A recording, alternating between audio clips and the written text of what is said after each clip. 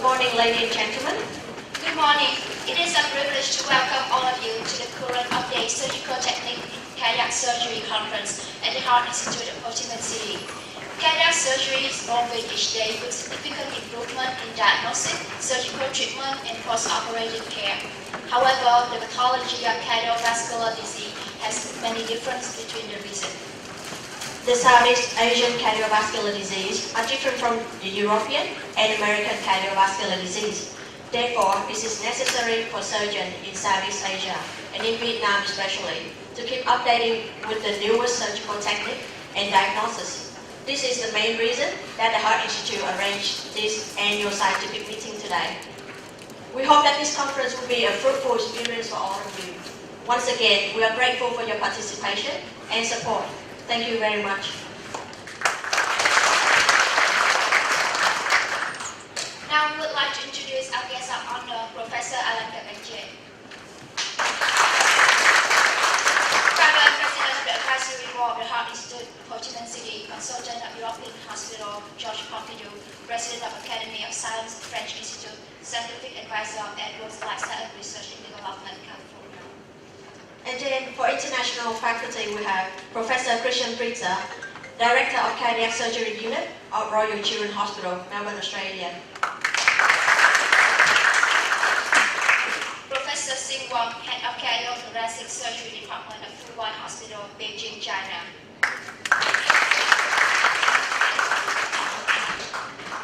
Professor Sun Chisano, Chairman of Department of Cardiovascular Surgery of Okayama University Hospital, Japan. Professor Joe Youngling, Senior Consultant at Department of Cardiothoracic Surgery of National Heart Centre, Singapore. Professor So Hak Song, Consultant Cardiothoracic Surgeon at Mount Elizabeth Hospital, Singapore. Professor Sujak Chaya Roy, Head of Cardiac Surgery Department at Ramadi Bari Hospital, Bangkok, Thailand. Dr. Chusak Kasemsan, Head of Cardiothoracic Surgery Department at Central Chest Institute of Thailand.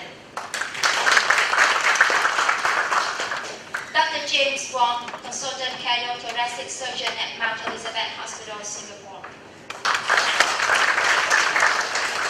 And Vietnamese faculty as Professor Lê Ngọc Thành, Director of E-Hospital and President of Association of Cardiovascular and Thoracic Surgery of Vietnam.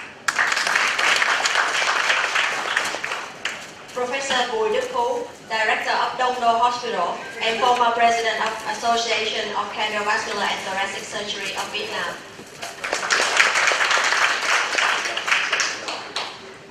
Professor Nguyễn Hữu Úc, Chief of Cardiothoracic Surgery, Department of Việt Đức Hospital, Vice President of Association of Cardiovascular and Thoracic Surgery of Vietnam. Professor Phan Thành of Bình Dân Hospital.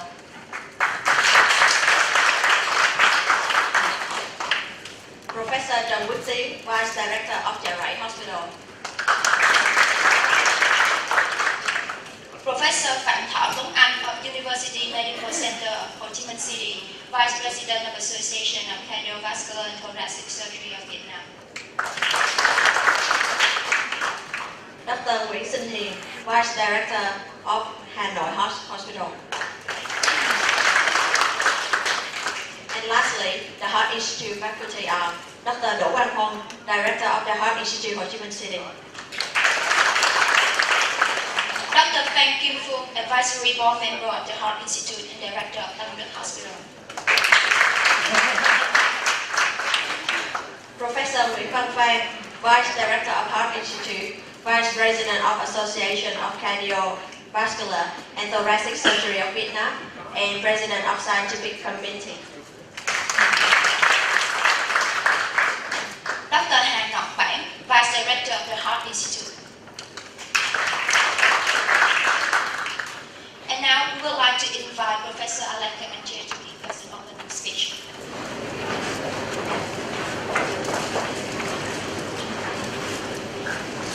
First of all, I have a dilemma. I don't know whether I should speak English or speak French or speak Vietnamese.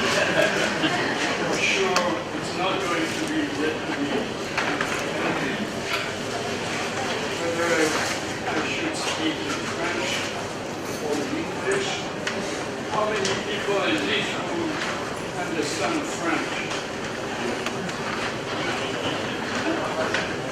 Now, how many English? So I should speak English.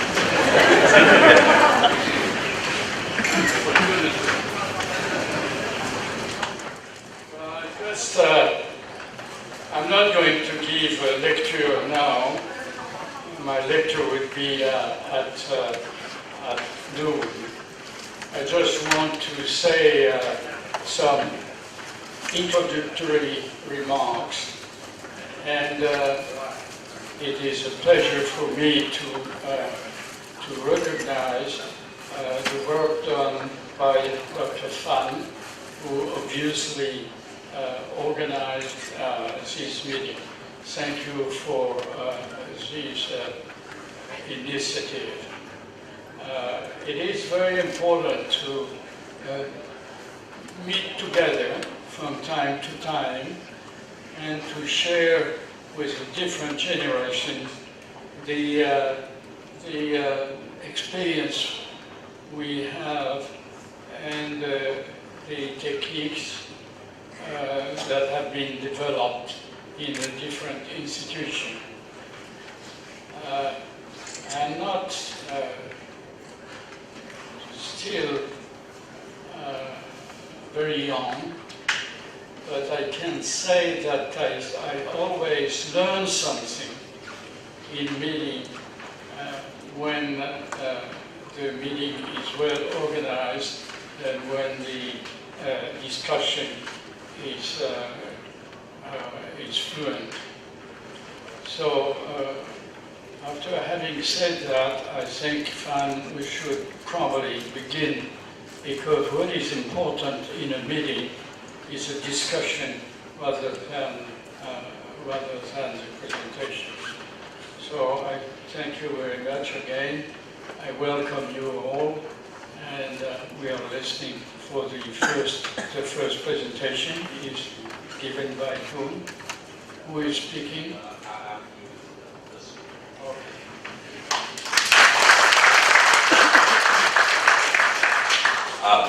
Thank you very much, Professor Alain Carpentier.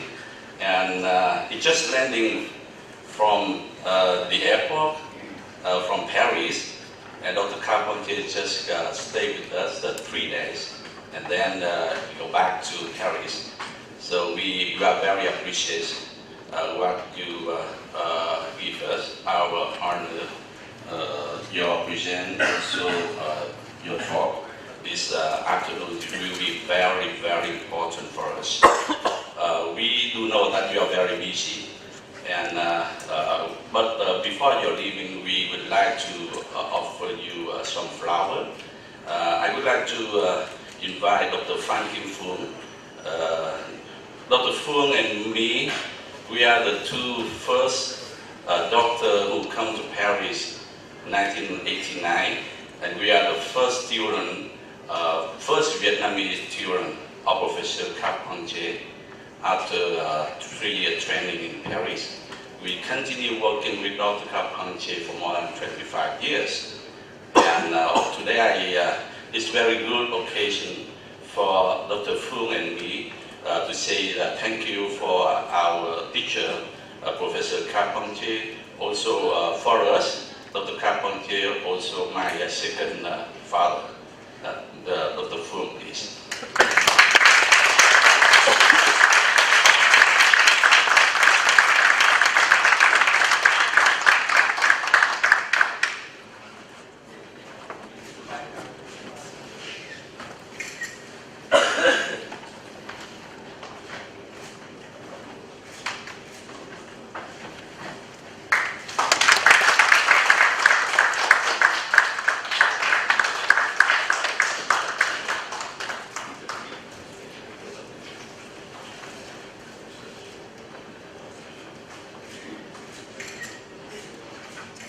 Now we will start the scientific program with session 1, Endocardiographic Assessment of Cardiac Surgery. We would like to invite our moderator, Professor Vũ Đức Phú, Professor Christian Prisa, and Dr. Phan Kim Phương. Ladies and gentlemen, one of the most important things for the surgeon when we repair the mitral valve, that the information before surgery and after surgery before we start the bypass. So how many information we should know for mitral valve for the surgeon to decide we should repair or not repair the valve, which technique we should use to repair the valve. So that our presentation today, I would like to collaborate with Dr. Hao, the Chief of Intensivist, who worked with me for a long time on mitral valve repair. The topic today will be talking to what surgeon need from the TED to mitral valve repair. So, as you know, this is we have very quickly see the anatomy of mitral valve. So we have anterior leaflet, posterior leaflet, and then anterior fissure, posterior fissure. So this is a surgeon view. This is a surgeon view. You see, surgeon view. We have A1, A2, A3 according to Carpentier classification. P1, P2, P3. But in echocardiography, for the diagnosis, something different. You can see here for thoracic echocardiography, A1 is here, A2, A3, P1, P2, and P3. And for TEE, something reversed to the TTE. But TEE, the anterior leaflet down here, posterior leaflet up here. A1, A2, A3, P1, P2, and P3. Actually, what my surgeon really did from the TTE. So first, the surgeon need to know about the size of the mitral valve. This means that the annulus or the shape of the mitral valve, maybe the thickness, the mobility, the quality of the leaflet, and also the subvalvular. What next is the functional classification according to Professor Carpentier. And we should evaluate the severity of MR. It's very important to evaluate the severity of MR. And we should try the valvular and subvalvular lesion to know about the cause, the etiology of the mitral regurgitation. And we should evaluate the associated disease. Disease means the tricuspid disease or the aortic disease. And lastly is the result of the mitral valve repair. All right, the first component of mitral valve we should know is the mitral annulus. You see this is a whole mitral annulus. In a normal mitral valve, we have a two-dimension, AB dimension, this means anteroposterior dimension. T1, T2 is principal dimension. In the normal mitral valve, we have T1, T2 larger than AB. In case of dilatation, we have a T1, T2 smaller than AB. If T1P equal to T2P, we call this is a regular dilatation of the annulus. And in case these two are diameter different, we have a deformation of the annulus. Yes. Okay, when I perform the measurement of the annulus, I go to the quantum degree at mid-esophagus, and I make a straight line from the T junction to here to have the AP diameter. And normally the normal number around 30 to 34, and when the number over this is to recommend the surgeon or the ring is and sometimes the transversal annulus dilatation, and it lately happen. So the first question is, do we have annular dilatation? That's the first question we should ask to the cardiologist. Next. And after that, we go to the leaflet. We measure the leaflet carefully in many pictures, and now we measure every part of the leaflet from the posterior leaflet to the anterior leaflet, and it informs the surgeon about the excess tissue or the very short tissue in the leaflet. Well, the second component of mitral valve we should know is the cork. So there are many different classification of the cork, but in surgery we would like to use the most simple thing possible. So in general we have three kinds of cork: the marginal cork attached from pulmonary muscle to the free edge, The secondary core starts from top muscle to the base of the leaflet, and the first one is radial course arising from the left ventricle wall to the base of the leaflet. So to know about the palm muscle, I go to the conductive view to look at the two palm muscle. The first palm muscle is near to the throat. This is the posterior palm muscle, and the second opposite is the anterolateral palm muscle. We estimate the quality of the palm muscle, the location, the size, and the shape of the palm muscle.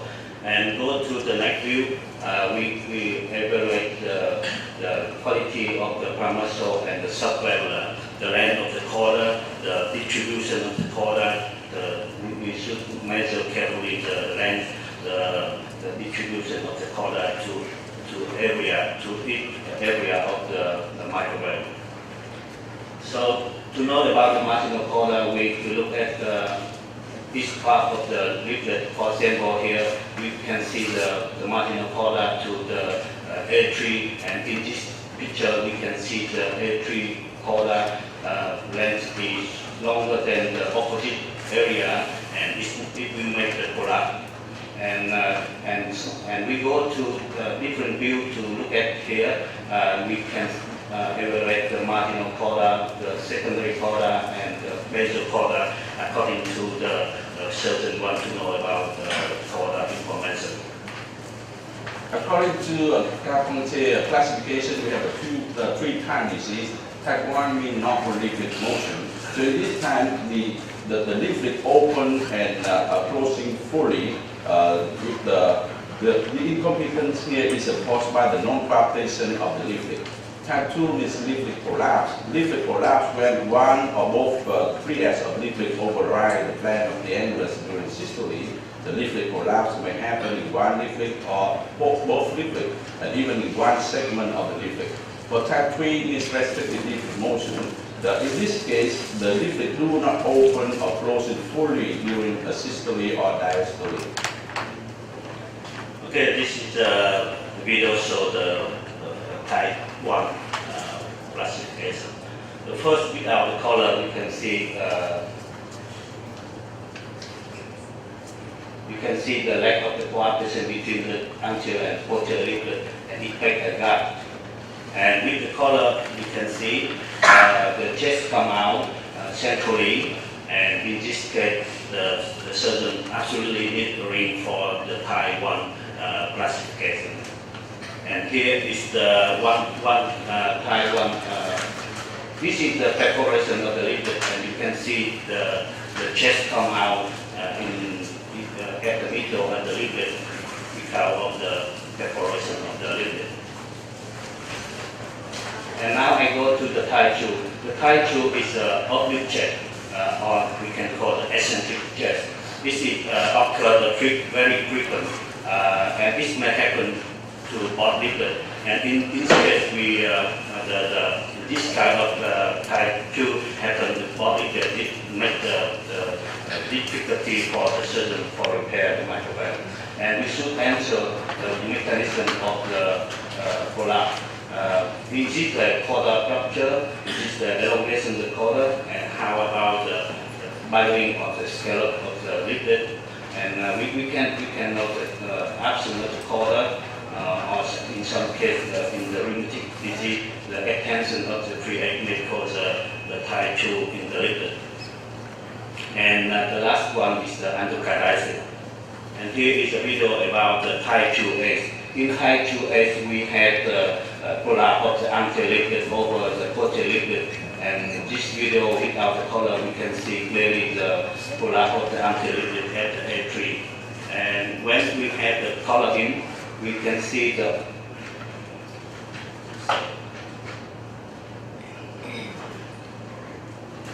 this is the type 2A.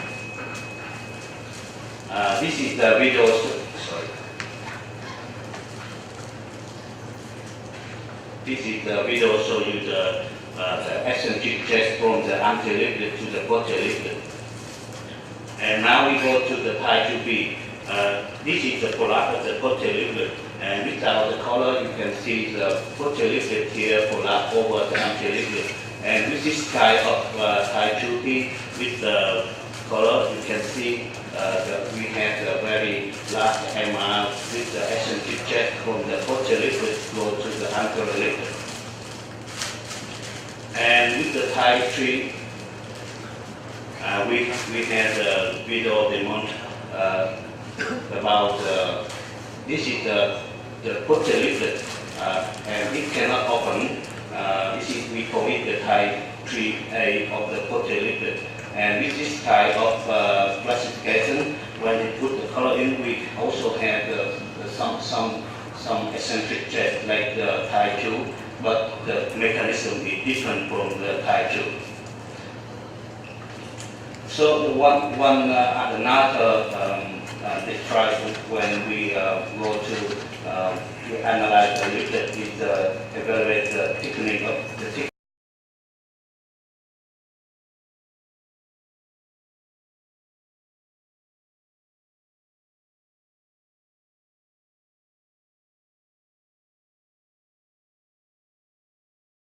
certain about the quality of the liquid because of this kind of damage.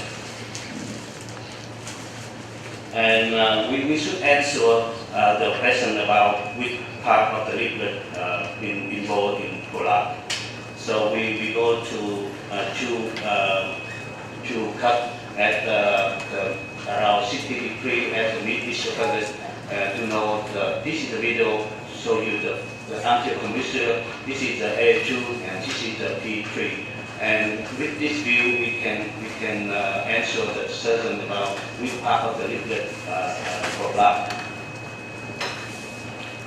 And sometimes we go deeper in the electric to cut through the microorifice with the color in, and we can see which part of the liquid involved. So the next question is the severity of MR. There are many methods to evaluate the severity of MR, and in this institute we quickly apply the method of vena contracta. It's reliable. Here is the chest with the flow conversion with the vena contracta, and this is the result. And we carefully evaluate the vena contracta, and instead with the vena contracta over 6, we always think about this is the severe, very severe MR. And here is some criteria about the severity of MR. When we have the vena contracta over 6, or when we see the flare liquid, we have the revert just in the left area over 30% of the left area. We think about this is the severe MR. And we also know about some cause of the MR, for example, the rheumatic disability, infectious disease, congenital or bacterial disease. And lastly, is before the surgeon start to microwave repair, we should inform any associated lesion in the tracheitis, aortic, and also we have to recommend about the possibility of the microwave repair. So one of the big questions for the surgeon after repair, before the past relief, is that do we have a good result or not? So normally the result of the repair should be evaluated before stop the bypass. So what information we need from the cardiologist to decide to stop the bypass? Okay, we got no leak, but in case we had the leak, we evaluate about the severity of the leak, the duration of the leak, and the location of the leak. And we should optimize the electrical function. We should check any bubble in the red cavity of the heart. And when we should come back, we should inform quickly the surgeon to situation. The first is the harmful leak, and the second is the sound. So this is a video about the non-harmful leak. Okay, you can see after we put the ring, we go to this. This is the video show the very small leak at the posterior commissure, and And this is a central leak with a very small vena contrasta, and the velocity in this pattern with this leak is less than 2 meters per second. And this is a harmful leak, and we have some case with the harmful leak. For example, the eccentric go directly to the ring, and we will go hemolysis. And here is a video show you this is the ring and this is the leak, and we have a very high velocity hit to the ring, and we will the risk for hemolysis in the patient after microvalve repair. And the second situation is the optic, the chest after hit the ring, it changes direction, and this situation is also, we also call it the harmful leak. And the second situation is we should check about the shock. After we have the microvalve repair, we have the coarctation very close to the LVOT, and it's put the anti-liquid to the LVOT, and with the color in, you can see we have the high radium through the LVOT, and we call it SAC. So in conclusion, a good microvalve repair means that the valve should have a good function for at least 10 years. When the patient goes back before 10 years, 5 years, 2 years, it means that there's something wrong. Maybe wrong indication or wrong manipulation. So that a good valve analysis will help the surgeon do a good decision to repair and decide the technique to use. In addition, a good collaboration between surgeon and cardiologist is the key of successful. Normally the cardiologist do not give you a lot of information if you don't ask them. So a good collaboration like this, we will discuss together before doing surgery. That's the key for successful. Thank you very much.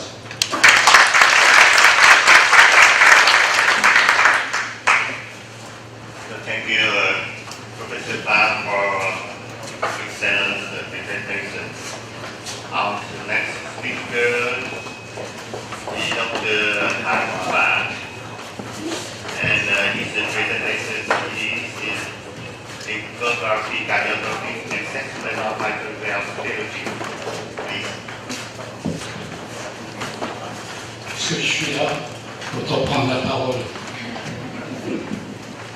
So, since I am here, I'm going to say a few words so as to make you comfortable with the so-called classification.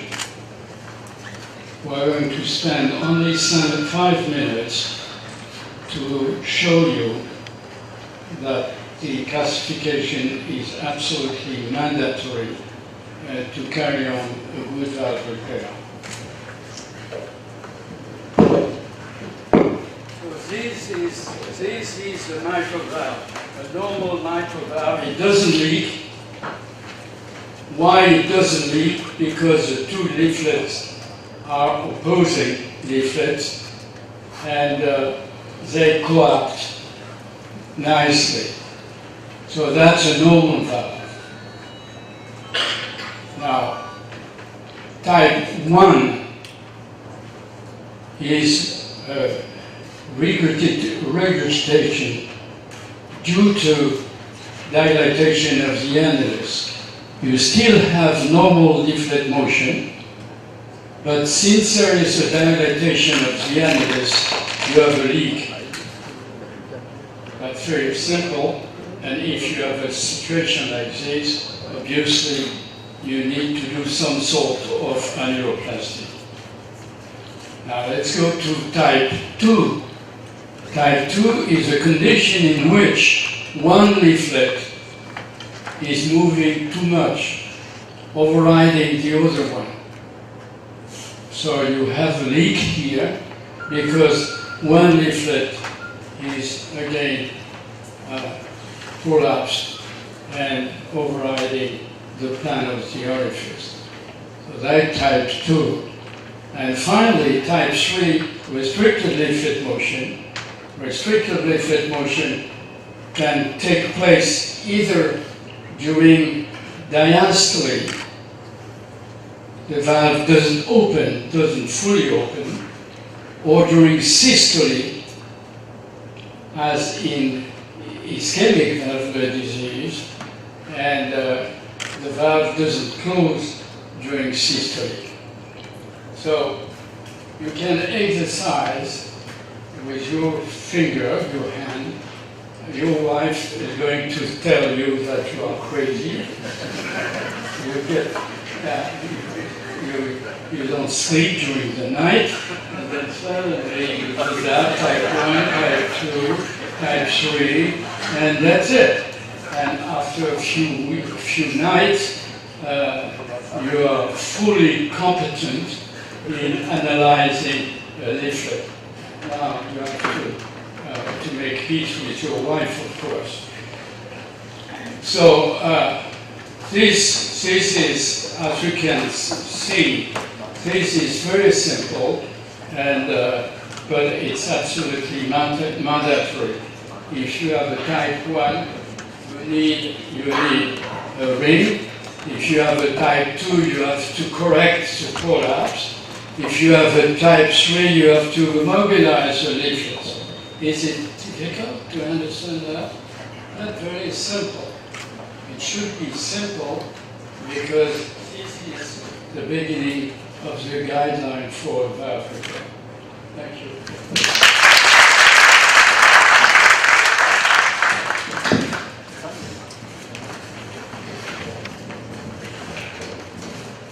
Now my Professor Alan Kabanje would give a small gift to Professor Tan for the presentation.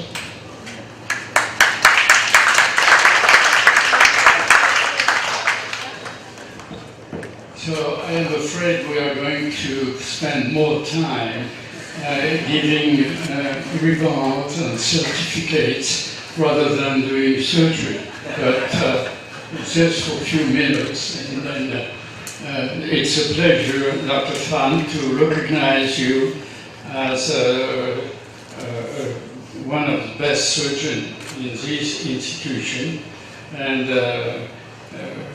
your presentation was excellent. And as a recognition of this presentation, we give you, the organizing committee give you this souvenir.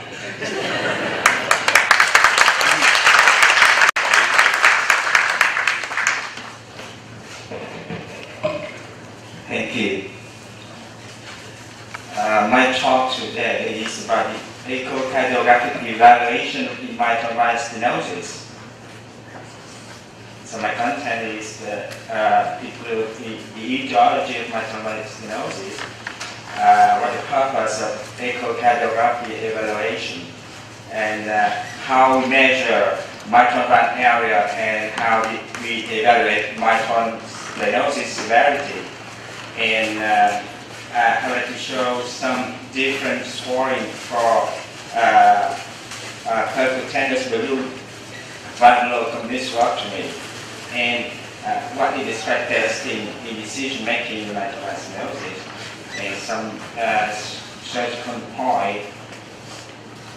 So mitral valve stenosis, most of the reason is from rheumatic fever. And this explains why 50% are purely mitral valve stenosis and 40% of mixed mitral valve stenosis and mitral insufficiency. And other cause is degenerative. So it's a typical image of mitral valve stenosis from rheumatic fever. You can see the leaflet thickening at the free edge of the both of the anterior and posterior leaflet. Thank you.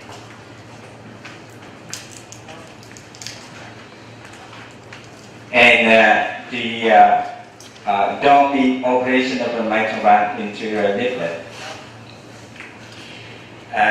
It can be caused by degenerative mitral valve stenosis from annular calcification or it can be congenital, but it's very rare. And another cause from induced mitral stenosis.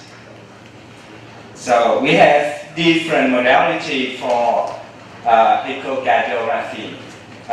First, the traditional transthoracic echocardiography usually sufficient, but if the valve cannot be adequate assessed, we can use TEE, and TEE also help us to exclude the thrombus from the left atrium, especially in the left atrium appendage. Recently, the 3D echocardiography can be more detailed about the physiological and morphological information. And in case of the difference between the resting echocardiographic measurement and symptom, we can use PET tests. So the purpose of echocardiography is first to confirm the stenosis, then to identify the severity of the stenosis, and then to identify the important hemodynamic parameter like the gradient, the right ventricular systolic pressure, and the most important is to select the candidate for percutaneous mitral balloon valvulopathy. Another important is to identify the complication of mitral valve stenosis and concurrent valvulopathy. So I'm going to talk about how to measure the mitral valve stenosis. We can use blended imaging method. We can use pressure uptime or continuity equation or PISA. So the first technique is the blended imaging method. So it's the best correlation with anatomic mitral valve area and how to perform. We use the parasternal shock axis, and we measure at the tip of the leaflet, or especially at the subvalvular level, when maximum exposure of the leaflet.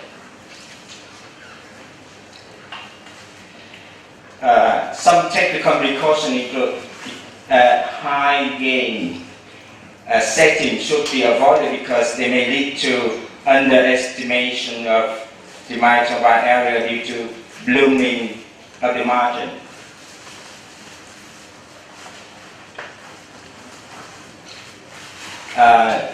Usually 2D linearity tend to overestimate the mitral valve area. So recently the 3D can help, especially in the patient with large left atrium. And 3D echocardiography can depict the mitral valve at any plane. And some studies show that there is a very good correlation with Golin. You see the area of the difference is very small, and we have low variability between the observer and between the examination of the same observer.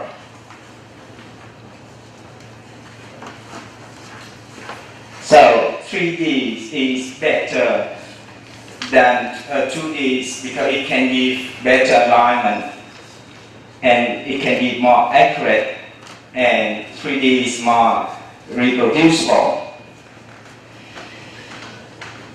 So it is the example of rheumatismal mitral stenosis with by confusion of the commissure. Here is the 2D, it is the 3D. But blending imaging method is not so exactly for patient with recent commissurotomy. So here the example.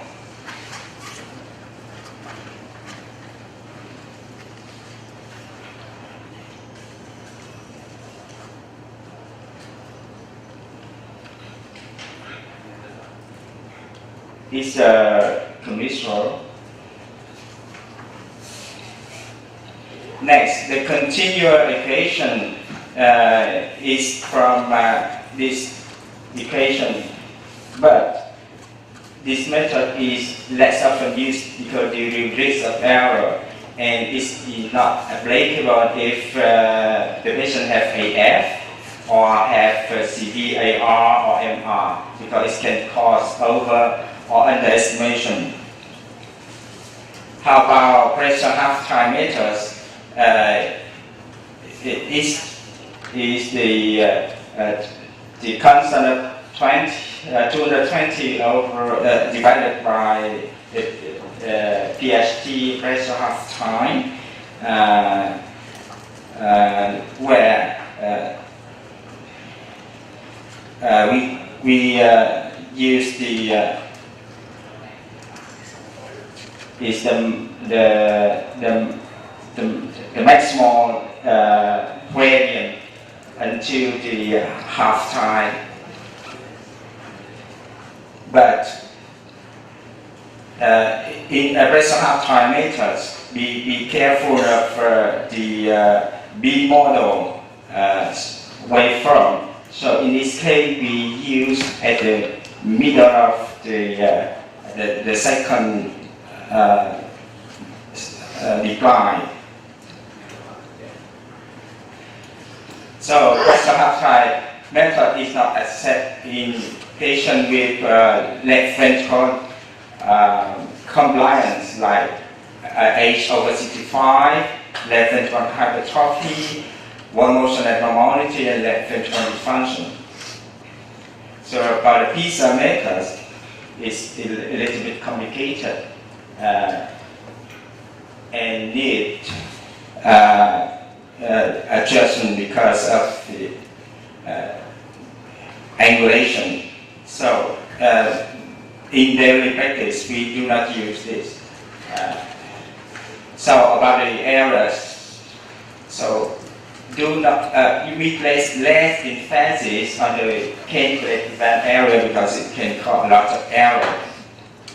And it's recommended that the mitral valve area must be concordant at least to suitable method. How about the transvagal gradient? It's also express the severity of this mitral valve stenosis, but as you know, this Doppler measurement is highly heart rate and flow dependent because the transmitral valve gradient is a function of square of the transvalvular flow rate, and therefore dependent on the diastolic filling of the left ventricle.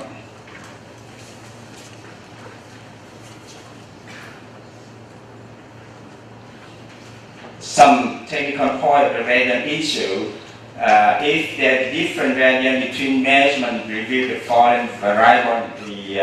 Is there commensurate to be recently? How about the rate, the rhythm, or some condition that can cause physiologic tachycardia? Next, the ultrasound must look for the complication of mitral valve stenosis, like thrombus in the LAA and the right ventricular systolic pressure, and some concurrent valvulopathy like DMR, the aorta stenosis, and the AR, and the severe TR.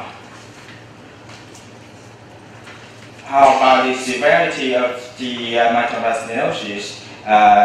We have different points, including mean pressure gradient, the pulmonary artery pressure, the valve area, and the severity is the mitral valve area is inferior to 1, and the systolic pulmonary artery pressure is over 50. So in summary, the mitral valve should be measured using lenimetry as a method of choice and complemented with BSD and transvalvular mean gradient. Finally, the echocardiography comprehensive evaluation of concomitant valve disease and pulmonary artery pressure is mandatory. How about decision making?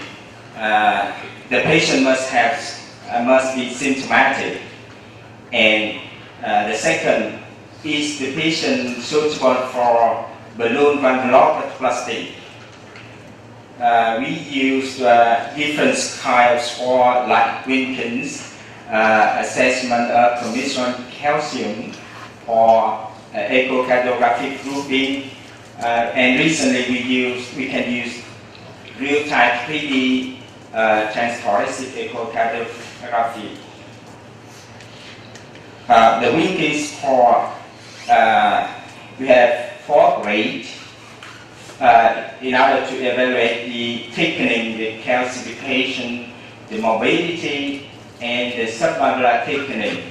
And the Wilkins score below 8 is suitable for percutaneous valvuloplasty. The second scoring system is Cormier score, must be group 1. So the patient must not have LLA or no significant IMR in order to be candidate for percutaneous valvuloplasty. About the evaluation of commissural calcification score is a little bit complicated, but real-time 3D will be the technique in the future. So I just give you some idea. In summary, scoring for percutaneous mitral valve balloon valvulopathies, no scoring is superior to another, and it should be used in a complementary fashion. So at the same time, we see in different view in order to evaluate the score for percutaneous valvuloplasty. Some contraindication of the PP and PV.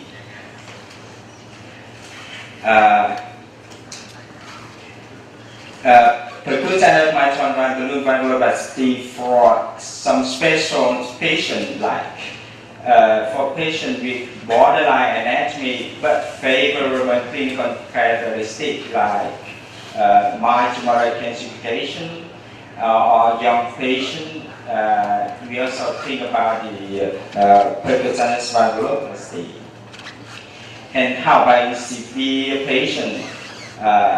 It can be a bridge for surgery in critically ill patient in order to avoid the reintervention in previous surgery. So, how about the exercise in pregnancy? We can use exercise echocardiography in order to evaluate the patient who are contemporary pregnancy to assess how well the patient can tolerate the pregnancy, and we can identify which treatment during pregnancy, even the surgery before becoming pregnant. during the procedure, we can use TEE or TTE for helping the interventionalist to do the procedure successfully. Some surgical point for the surgeon. So we must identify the submitral or annular calcification because there will be the risk of paravalvular MR leak after surgery. We have to determine the degree of the AR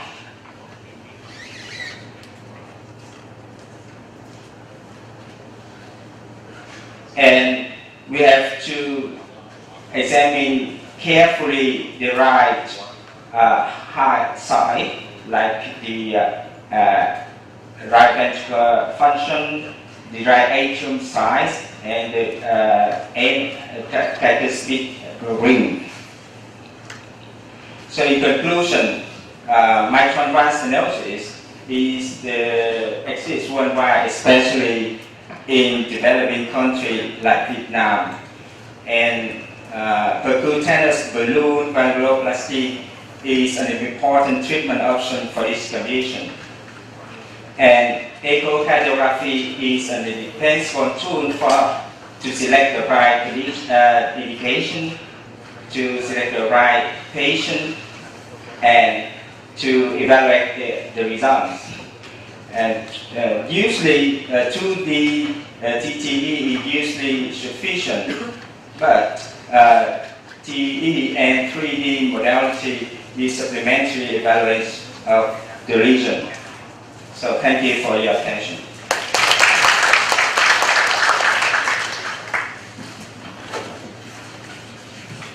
Dear Chairman, distinguished guests, ladies and gentlemen, my presenter is equal evaluation of complex congenital heart disease. As Pizza said that the only way to do it is to know what to do. If you haven't had yet, keep looking, don't settle. With all matter of the heart, you now verify it. So I had a difficult case of congenital heart disease. Please help me to find out the diagnosis. Anyone in the room can help me to find out the diagnosis of this case? Please help me. Anyone raise your hand? So don't panic. We will go step by step. Of course, each time is supposed to be count. If it was easy, everyone would do it right. It was made it right. So in 1964, Van Braght had proposed a segmental analysis in approaching diagnosis of complex congenital heart disease, depending on the morphology, the segment, and sequential analysis. In sequential segment analysis, we go from analyze from the vein to the right artery. We have the heart had three segments: the atrium, ventricle, and right artery, and two connections: atrioventricular valve and infundibulum. In segment analysis, we should remember two golden rules. Each variable must be defined by our anatomical characteristic and not by its relationship with all the variables. And when we talk about heart structure in terms right or left, it is the morphology and not the location in the chest. So this slide shows how to differentiate the morphology of the right atrium and the left atrium. In the right atrium, we see the inferior vein cave, and the appendix is long and triangular, the crista terminalis and tigna sagittalis, and the septal surface is septal secundum. To the left edge atrium, we have a pulmonary vein, and appendix is narrow, finger line, etc. So, depending on the visceral atrium arrangement, we have the situs solitus, situs ambiguous, or situs ambiguous. So back to our case. This is LDC on the left, R on the right. So we have centered emphasis and lipocardia, the pulmonary vein to the left atrium, the ABC to the right atrium. So in atrioventricular connection, we should analyze the morphology of tricuspid valve, mitral valve, atrioventricular septum, and typically the AV valve site corresponds to the underlying ventricle. And there are some possible alignment time: concordance, discordant, atrasia, straddling, double inlet, or common inlet. Back to our case, this is AV concordance, left atrium to left ventricle, and right atrium to right ventricle with straddling of tricuspid valve and tricuspid regurgitation, and with multiple VSD here, and over there. We have at least 3. So this slide shows the different morphology of the left ventricle and the right ventricle. The right ventricle has the shape of triangular, form short of the cardiac apex, and heavily trabeculated with prominent muscle nerve. And the left ventricle has the bullet shape extend to the apex, smooth one, fine trabeculation, and no moderator vein, ejector. So as primitive heart developed, it turned on itself and twist in process called looping. Normally, looping occurs to the right, so we call it D-loop. In some cases of congenital heart disease, the looping occurs to the left, so we call it the L-loop. So we have the 2 types of looping, D-loop or L-loop. In practice, we use the concept of priority for identifying the L-loop or D-loop. In this slide, we pay attention to this image for applying our case in centered emphasis. And we place our left hand to the septum and the outflow tract. This is L-loop. So in the segment of right artery, we have the normal position, malposition. Normal position, we have solidus emphasis. Malposition, we have demalposition, malposition, or anterior malposition. So back to our case, this is our on the right, pulmonary on the left. So the demalposition. And you see 2 right arteries from left ventricle aorta, and left ventricle pulmonary artery with pulmonary stenosis. So after analyzing 3 segments, atrium, ventricle, and right artery, we write down the diagnosis form. For example, the normal heart we write SDS, but the normal heart with centered emphasis we write ILI, and TGA classic we write TGA SDD, TGA corrected we write out TGA SLL, or double outlet right ventricle with dopspin time we write double outlet right ventricle SDD with subpulmonary VSD.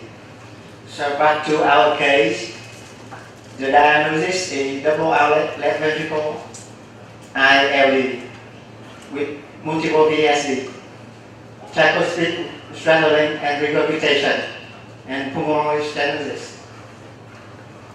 Yeah, success. We carry out the diagnosis. So in conclusion, sequential segment approach made the diagnosis of complex congenital heart disease to be simple. Anatomy or morphology is indispensable to analyze complex congenital heart disease. To analyze each segment based on its anatomical feature and not on all the segments. And when we talk about heart structure in terms of right and left, it is the morphology and not the location in the chest. And what is your strategy in treatment in this case? Let the surgeon share his point of view. Thank you for your attention.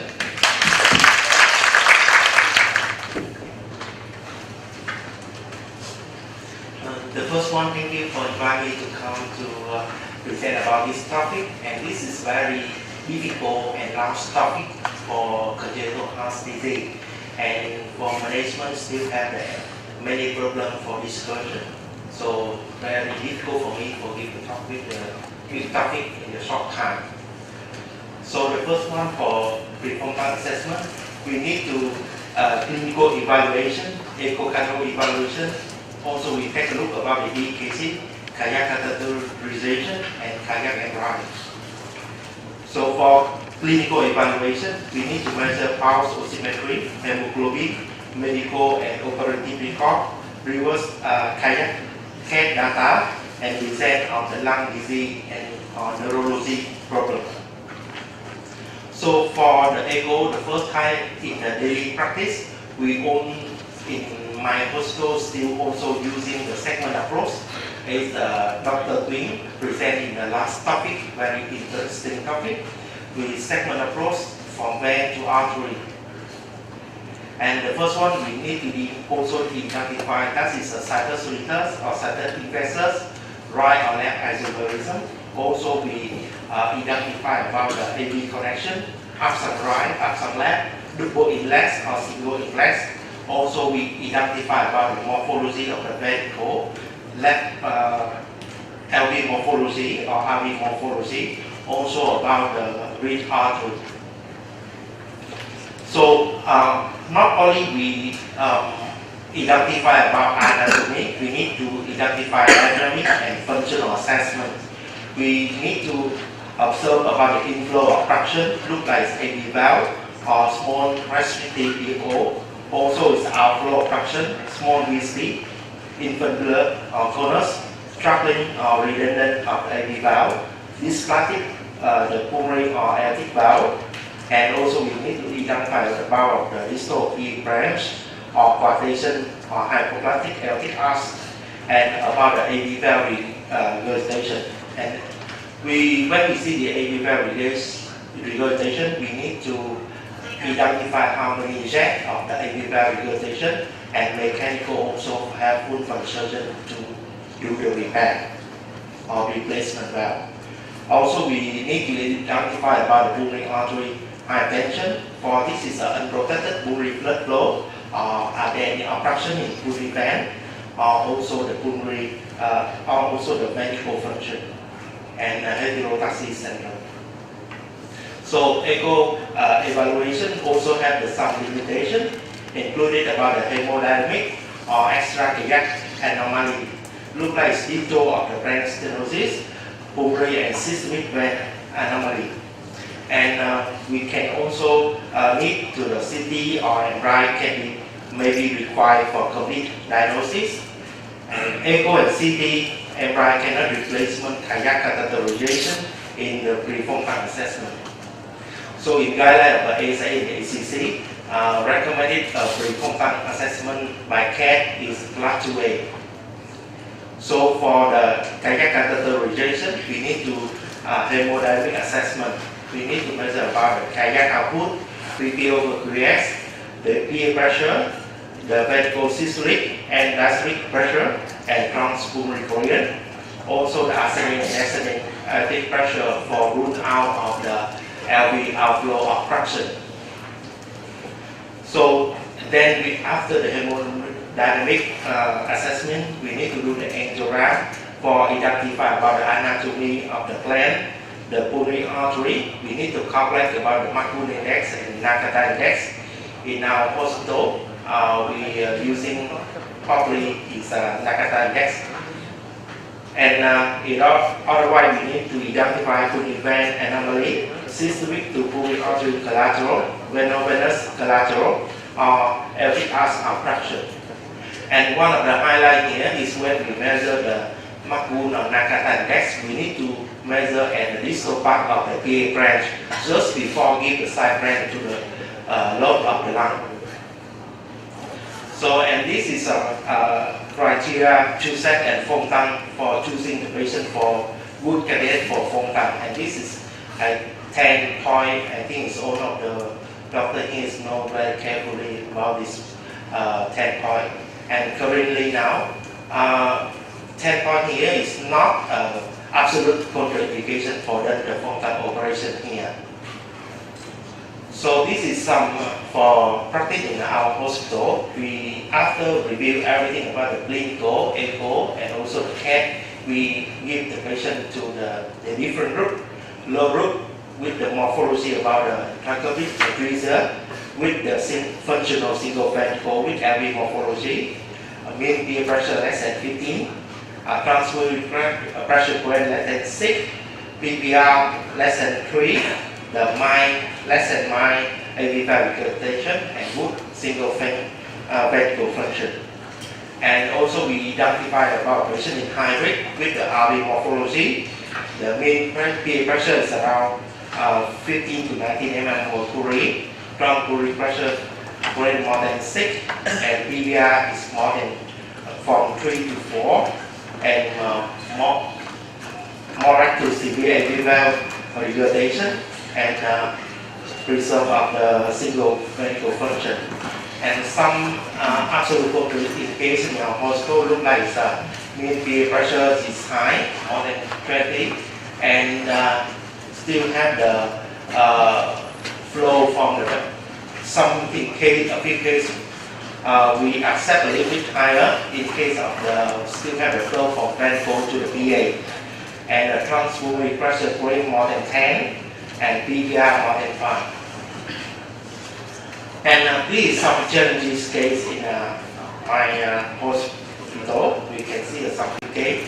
This is a 10 years old boy with a complex AVSD, large VSD, and functional single ventricle, DORV, microsion of red artery and pulmonary stenosis, industrial cardiac and left isomerism. In the first time, the cardiologist and the surgeon cannot detect that the patient have the bilateral SVC. They only do the plan in the left side connect to the left pulmonary artery. We lost the interrupter of the IVC, connect to the azimuth plan, connect to the right SVC, and connect to the atrium. For cardiac catheterization, we have a good hemodynamic of patient. So we go direct to Kawashima and keep the small flow from RV to PA. One again, we see this.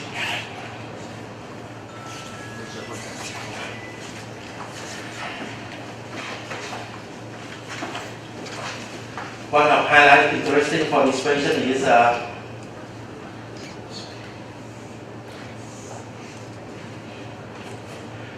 so this is a pulmonary vein. They not connect to the IVC, so they go direct to the atrium. So that's the reason we keep the very small flow from the ventricle to VA, for keep the protein in liver, still go to the lung to prevent of the pulmonary AVM in the future of patient. The next case, 19 years old girl, with the DORV, last double committed subaortic VSD, migration of this artery, ES, and status by the bidirectional platinum in 2011. The hemodynamic assessment is very good, with saturation is a little bit high, 95% of room air. Narcotics, everything is good, but we can see this patient have the left pulmonary artery stenosis and very diffuse here. In the first picture, we do the angiogram in the PA. We cannot identify the left pulmonary artery here, but when I do the angiogram in the left circulating artery, I see a lot of collateral connect to native here. This is the LPA, and they have the diffuse narrowing. So the narrowing of the LPA lead to the patient have the dual supply of the blood to the PA. So that's why hypoplastic of LPA. So after discussion, we put the stent for open the proximal of LPA and using the plug, last vascular plug for occlusion the collateral operation for the LPA open up and only one supply to the lung. And the next picture, patient can go for the frontal operation. And next patient, this is a 4-year-old boy, rich rock heart with a large VC and functional single ventricle. transposition of rib artery (PS), and patient was then planned in 2013 with the cytosoliton and dextrocardia. So the patient come with us with the Morex stenosis and the heart failure and the SVC syndrome. For cardiac catheterization, we noted the patient had very high PA pressure. The mean PA pressure is around 26, but the PVR pulmonary vascular resistance is still acceptable and very dilated of the pulmonary artery. So, and they open up the venous for patient. So this is we using the Swan-Gun catheter, and we need to snaring the Swan-Gun catheter for backup. And the Swan-Gun catheter is very easy to move up, move down through the alveoli. So the patient not big pulmonary blood flow not protect well. So after discussion, we do the PA bending for this patient. So the next case, a 6 years old boy with the TJ, multiple last disease, function of single ventricle, PS, and patient have the bidirectional plantation and MPA occlusion by divide at 1913. So at that time, the PA pressure is very high. We noted the patient have the two sources of the supply. One is from ventricle to PA, one is the lateral. So after this question, we using the muscular ambulance muscular plug, ambulance visiting device for close the indirect flow from ventricle to PA. But after 1 year later, we do CAT again. So the mean PA pressure is okay, but the PVR, the pulmonary vascular resistance is still high. So and the saturation of patient is not so good, so we make the decision for conservative management for this patient. So the other case is 9 years old boy, DORV, complete AV canal, functional single ventricle, MGA, PS, Glenson, and AV valve repair. The patient also have the AV block after the plantation. So patient have the DVR, put the DVR device for this patient. For cardiac cath, all of the hemodynamic study is very good. So we go ahead for the fenestrated extracardiac Fontan with the planned enlargement and the PPM lead replacement. One of the tip guidelines for this case is when the patient redo the Fontan operation, the lead of the PPM may be easy to diminish when we do the surgical for patient. And not also we take a look about the heart of patient. We need to see all of the biological patient. This patient is severe scoliosis and kyphosis. So for this kind of patient, and patient have the SVC syndrome very clearly with the very dilated of the pulmonary vein. So we make the decision for patient don't go for CAT anytime for go to full-time operation.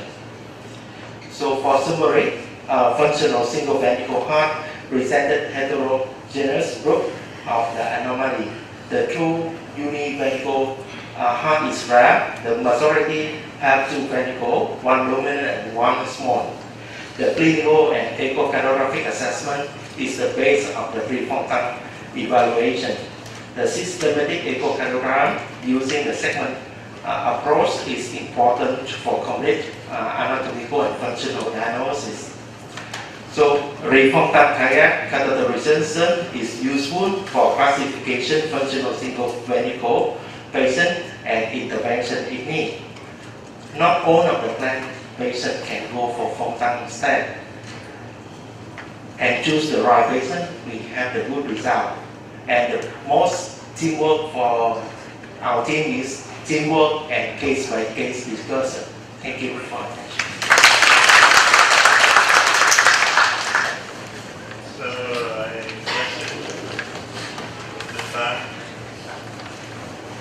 so I'm very mentioned your presentation concerning to heal the TE in microvalve repair. But I understand the surgical impact of T depend on the skill of the echographer and willingness of the surgeon to act on the different operative findings. For example, sometimes the echographer can identify the residual debilitation due to systolic motion, anterior motion of mitral valve, because this may result by hemodynamic manipulation, not required for surgery. So in this condition, what to decide? You believe, you trust the echographer, or you decide to further intervention or not? Well, I think this is very delicate question. Sometimes we should base on echocardiographies. Sometimes we should trust for ourselves. Sometimes we cannot trust ourselves. Sometimes we have to base to the TEE. So the most important thing here is the good collaboration. For example, for the SAM, of course, the surgeon can detect by themselves. Without TEE, can we detect the SAM? Yes. You just put a needle through the right ventricle to the left ventricle. Before stop bypass, measure the pressure between left ventricle and the aorta. So if there's some gradient between left ventricle and the aorta, something wrong on that. If we don't have a cardiology. But if we have a cardiologist, it's much better. They can evaluate all mechanism of the valve function. They can measure exactly the gradient between left ventricle to the aorta, and they can give you, how much gradient you have. For example, for the SAM, we have two different classification of SAM. Dr. Carpentier divided into 3 grades of SAM. The slight SAM, when the gradient less than 30, moderate SAM, when we have a gradient between 30 and 60, and when we have the gradient more than 60, the severe SAM. David Adam from US, he just based on 2 things, below 50 and over 50 for the SAM, the gradient, So there's some different opinion here. So if for the slight SAM or moderate SAM, some people say that, I can ignore it.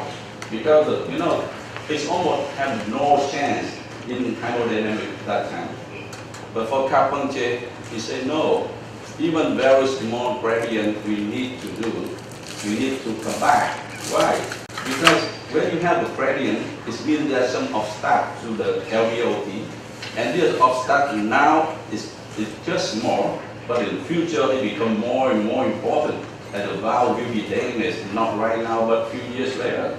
So that is, when we have the gradient, we should go back, not ignore that. So it's very important in the end of my lecture that the collaboration between surgeon and cardiologist is the key.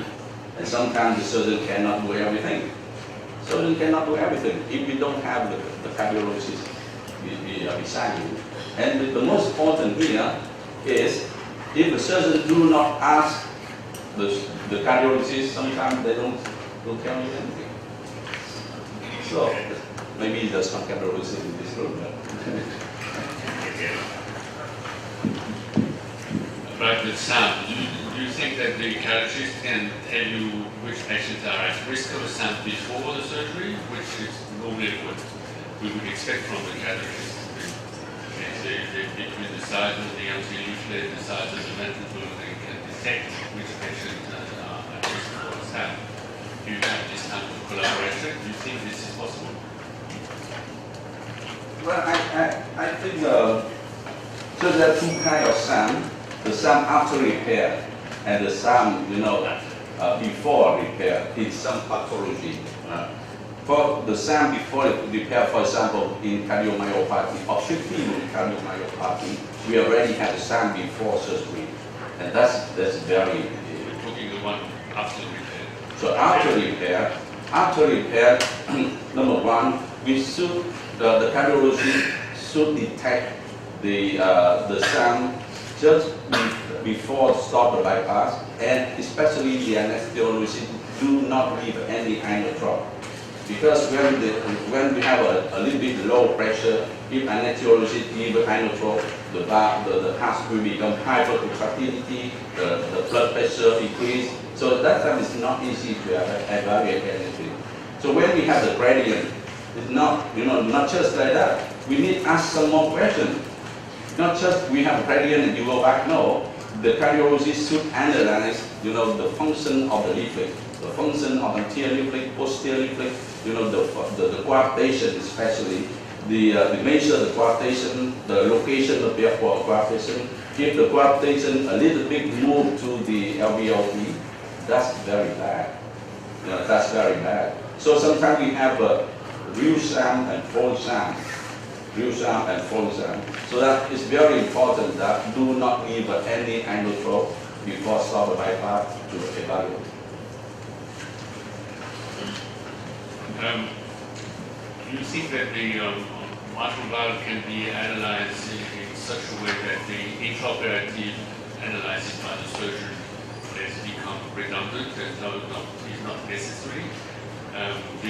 Normally, I feel that the information that should be given by the cardiologist before the surgery, the transthoracic and even the transthoracic flap, so before the surgery and TME at the time of surgery, we have with the echo all of the information that we need for the mitral valve. So the intraoperative analysis of the valve by the surgeon is no longer necessary.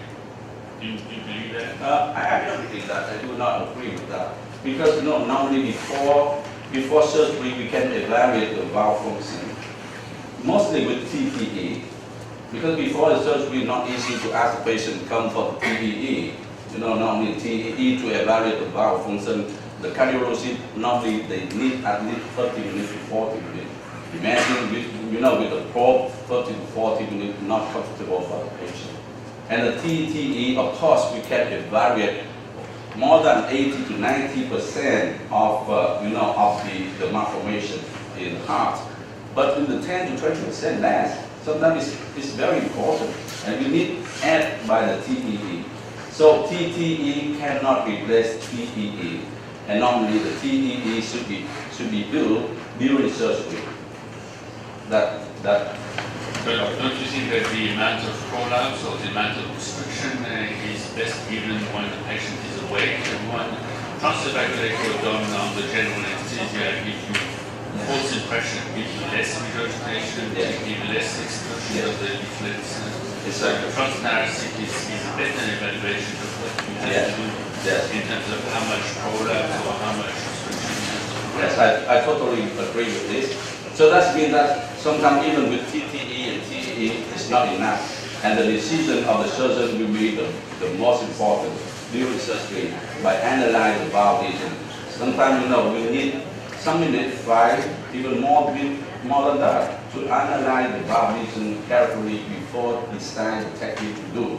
Because, for example, for tricuspid valve, I'm sure that there's some cardiologists in this room. If I send a patient to you, 3 different cardiologists will tell me 3 different results for the tricuspid. I'm sure that somebody say 2 plus, the other say 3 plus, and this person died. And somebody before surgery 3 plus, but in the operating room where the patient have a very deep sleep, with TEE, something changed good. Sometimes they just say 2 plus. So it's very different, and sometimes the role of the surgeon is very important. So trust to yourself, but you need the cardiologist. But trust to yourself. Who would like to intervene in this debate? Any questions?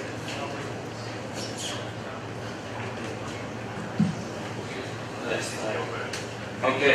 Thank you very much for a very nice session. Thank you very much. The valve lesion also different between rheumatic and degenerative. In degenerative for leaflet prolapse, we have a mostly rupture of the quarter and elongating of the quarter. However, in rheumatic disease, we have so many different valve regions. We have annular dilatation, more than 93%, rupture of the quarter, elongated quarter, distension of the 3S, leaflet retraction, and so on. And for rheumatic disease, we classify into 3 groups of patients. The first group of rheumatic patients, we have a type 2A and 3P. This means retraction of posterior leaflet and some degree of collapse of anterior leaflet, especially at A2. 25% of rheumatic patients in this group, and possibility of repair for this group was very high. 80% of the patients we can repair this group. For example, in this case, so we have here the posterior retracted fusion of the commissure, both commissure fusion, you can see that, and that's some fibrosis, posterior completely retracted and small, but anterior we have a good tissue, enough tissue, so, and we have some collapse at A2 by distension of the 3S. So this anterior leaflet corresponded to the size of number 30. So this is very good valve to repair. To repair this valve, we open lastly both commissure, recession the secondary core of posterior leaflet to increase the movement of the posterior leaflet, and of course we need the ring number 30 in this patient. The second group of rheumatic patient is a type 3A and P. This means that retraction of both anterior and posterior leaflet. So this group of patients presenting with about 70% of rheumatic patients, and the feasibility of repair for this group just around 50 to 60%. So for example, in this case, this is a type 3 for A and B, so we have a leaflet thickening, but we have very good leaflet tissue. So you see both commissure fusion a little bit, and the movement of the both leaflet was retracted. So we have some fibrosis here. We have very good anterior leaflet tissue, and subvalvular apparatus was very well. So this is also a good candidate for repair. We open the both commissure, we section the secondary cord of both anterior and posterior leaflet, and then we put a ring. The third group of rheumatic valve is the most difficult situation for the surgeon. So this is a combined concomitant disease. I mean rheumatic patient combined with endocarditis or rheumatic patient with calcification, and feasibility of repair for this group just less than 50%.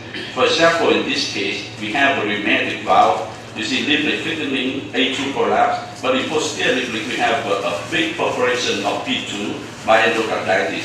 You see we have a rupture of the cornea, rupture perforation of P2, A2 collapse here. But subvalvular apparatus is well.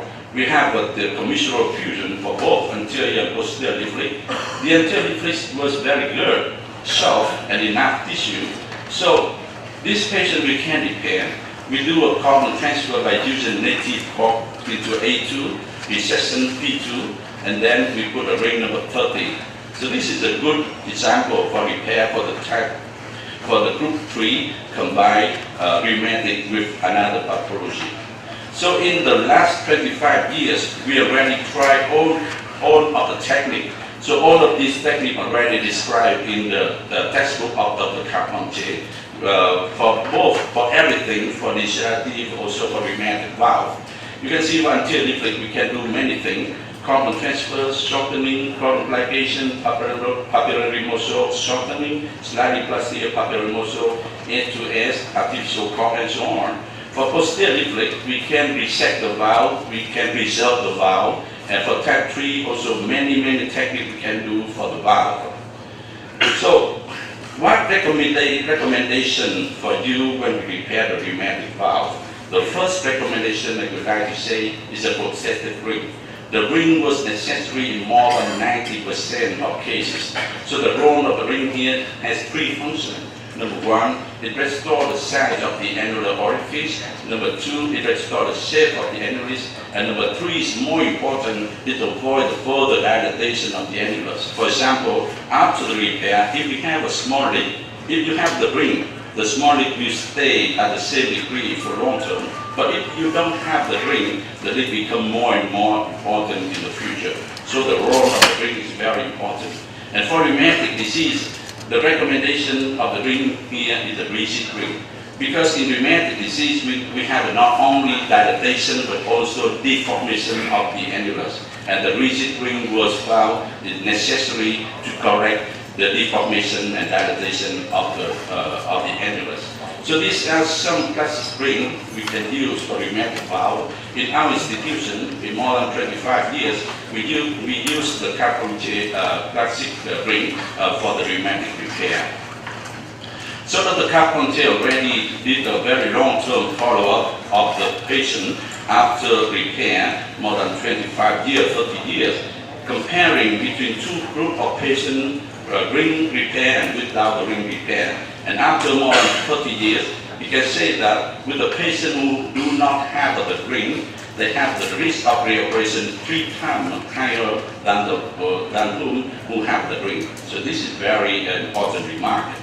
Now, recommendation 2, to correct the rheumatic anterior prolapse. So actually, some surgeons like to use artificial cord, but I can tell you that for rheumatic disease, in most cases, we do not need artificial cord to correct the anterior prolapse.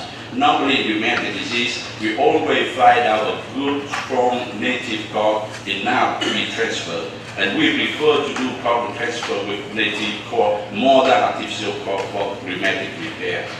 So in total, we repair 261 patients with cord transfer. When we transfer the cord, it should be adjacent with the prolapse together. For example, we can transfer the cord from A1 to A2, A2 to A3, but never transfer the cord so far as other. Never bring the cord from A1 to A3 because it's so far, it crosses each other to the other cord and it takes very high tension. So 85% we can transfer the cord from anterior to anterior leaflet itself, and 50% we can transfer the cord from posterior to anterior leaflet. So this is the video clip to show how to do cord transfer. You see, we have very good secondary cord just adjacent to the A2 prolapse. First of all, we do 2 pilot suture. So Dr. Carpentier called this is a pilot suture, just adjacent to the prolapse segment, and then we move the secondary cord, to the free edge and fix it with 5-0 suture. So normally the needle will pass through the tip of the cord, and then the needle go to the free edge. We can do 3 to 4 times like this to make sure that the cord should be fixed strongly to the free edge. So we pass the first time, you keep loose the suture. You pass the second time of the needle, go to the free edge. Why? Because if you pull your suture up, immediately the native cord will come behind, the leaflet, and it's not easy to do the next point. And normally we need 4 to 5 times, and see after cord transfer we have enough cord for this. Normally the distance between 2 marginal cord should be about 5 mm.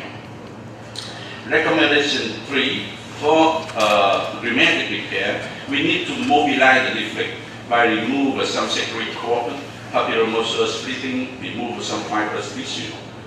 So this video clip shows how to reset the secondary cord. You see, in rheumatic disease, sometimes the secondary cord fuse together. We need to remove it to increase the mobility of the leaflet. So we can remove at least 10 to 12 secondary cord for the posterior leaflet, and also we can remove some secondary cord for anterior leaflet.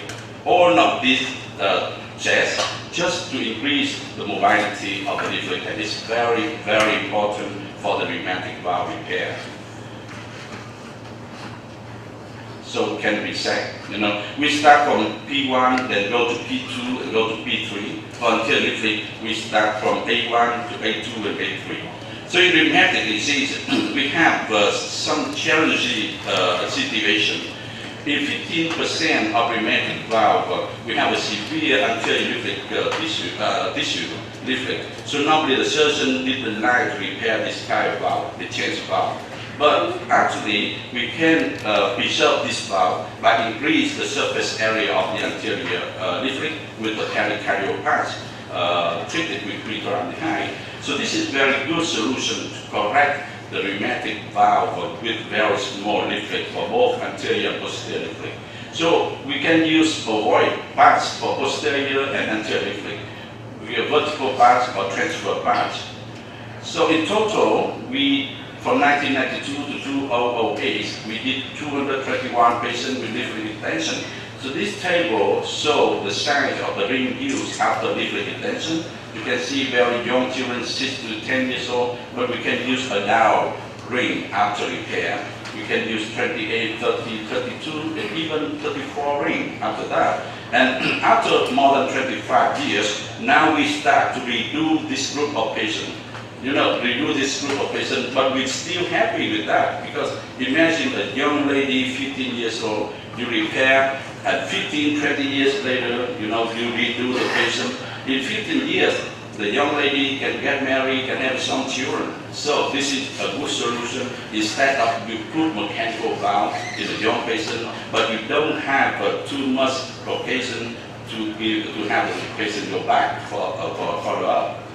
So I would like to show you the video clip how to extend the anterior leaflet. I like very much this video clip because this is a very long-term study we did here.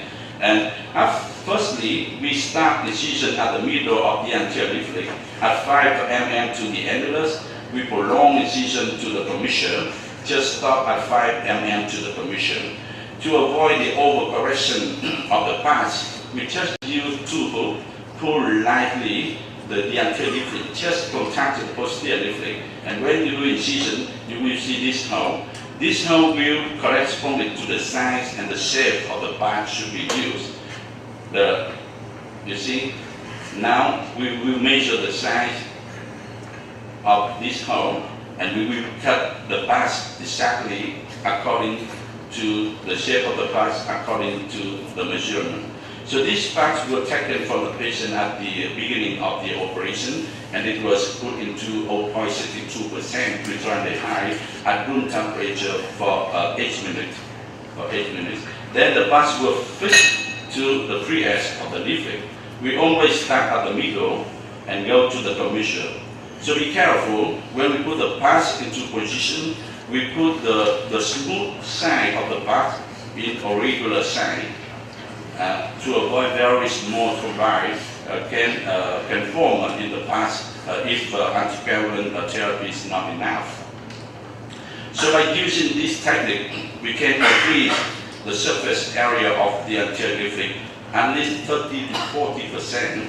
And with this technique, we can increase the ring size of use. For example, in this case, before leaflet extension, the anterior leaflet just corresponded to the size of number 26. But after extension, we can use the ring number 32. So it's a big difference between before and after extension. You see, this is the surface of the valve, the pass and the valve. And after extension, we can use the ring number 32.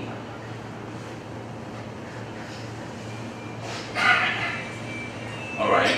So now in conclusion, so 25 years ago, I presented the first paper, also in this room. At that time, we have 93% of the patient rheumatic, But after 25 years, I can say that we still have rheumatic in our country. Of course, the percentage already go down, but we still have more than 60% of rheumatic patients in Vietnam right now. So rheumatic fever is still the most common cause of valve disease in Vietnam, and I think in some other country of Asia.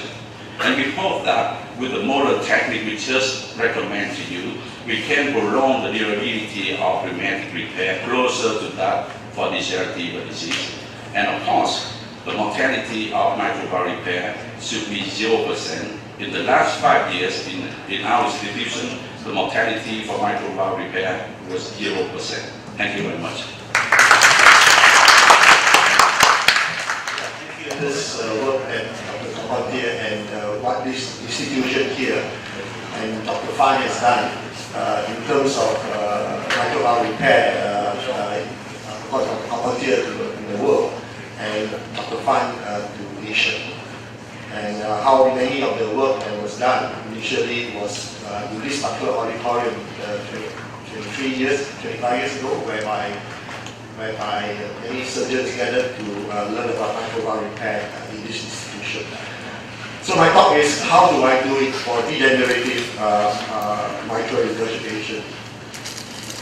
I think firstly, I'm just looking at some definition, some indication for surgery, whether to observe or versus early surgery, some assessment issues, choice of techniques, selection of ring. It may seem quite simple to say degenerative mitral regurgitation, but it is a primary or organic mitral regurgitation, and it can affect the annulus, leaflets, the chordae, the papillary muscle. It is primary, and it sounds simple, but quite often when surgeons, not from institutions like this, when we receive patient, sometimes we don't know what mitral regurgitation the patient has. We are just told the patient has a mitral regurgitation and with an echo diagnosis. And often even with a good so-called echo diagnosis, where we can look at the lesions and we are still confused. And often we do go in and find that it is a different pathology. So often, like a box of chocolate, when you open up, sometimes we don't know what we get. Well, degenerative is an organic problem, and basically we're looking more really at the fibroelastic deficiency and Barthel's disease. Of course, other organic etiology include endocarditis, rheumatic, post-traumatic. And this is different from secondary mitral regurgitation or functional mitral regurgitation, which is mainly ischemic in origin, and of course that of cardiomyopathy. I think firstly, indications. When patients have got symptomatic mitral regurgitation, that is a class 1 indication, where the poor or if the function of the heart is involved, that is a class 1 indication. And of course, the other class, we have so-called class 2 signs or indications, which include, now we are looking at pulmonary hypertension and onset of AF. So in a patient with symptomatic mitral regurgitation, you should be operated. But even as we think that symptomatic mitral regurgitation should be operated, to our surprise, many patients are actually not referred for surgery for many reasons. I think firstly, we come from an institution whereby the only treatment is actually a replacement. So, and often the cardiologists may harbor that thought in mind, and they only refer the patients at a very late stage. But I think that's wrong, because the results of patients long term actually depends very much on how they present. Then the other issue is if you have a symptomatic patient with an ejection fraction of less than 30%, what do we do with them? All right. I think we should still operate on that, but quite often we need to differentiate it. Is it, are there any other pathology that is involved? Is it an ischemic problem or ischemic plus a degenerative problem? Now, what about asymptomatic patients? I think now it's quite clear. If the heart size is increased, if the ejection fraction is going down, or if the patients are developing symptoms, class 2 signs, for example, patients having onset of atrial fibrillation. And of course, we are going to talk about atrial fibrillation surgery long term. But even as I look at my own data long term for atrial fibrillation surgery, I think the results are only satisfactory. So I think the right way to do it is to catch them early before all these symptoms arise. Now, if we excluded patients who have symptoms and patients who have poor airway function, and if we also exclude patients who develop AF already or who are already in hypertension, is there a role to watch, or should we operate on the patient early? Of course, sometimes early is not urgency, because mitral valve repair seldom is an urgency. Early could be 3 months or 6 months.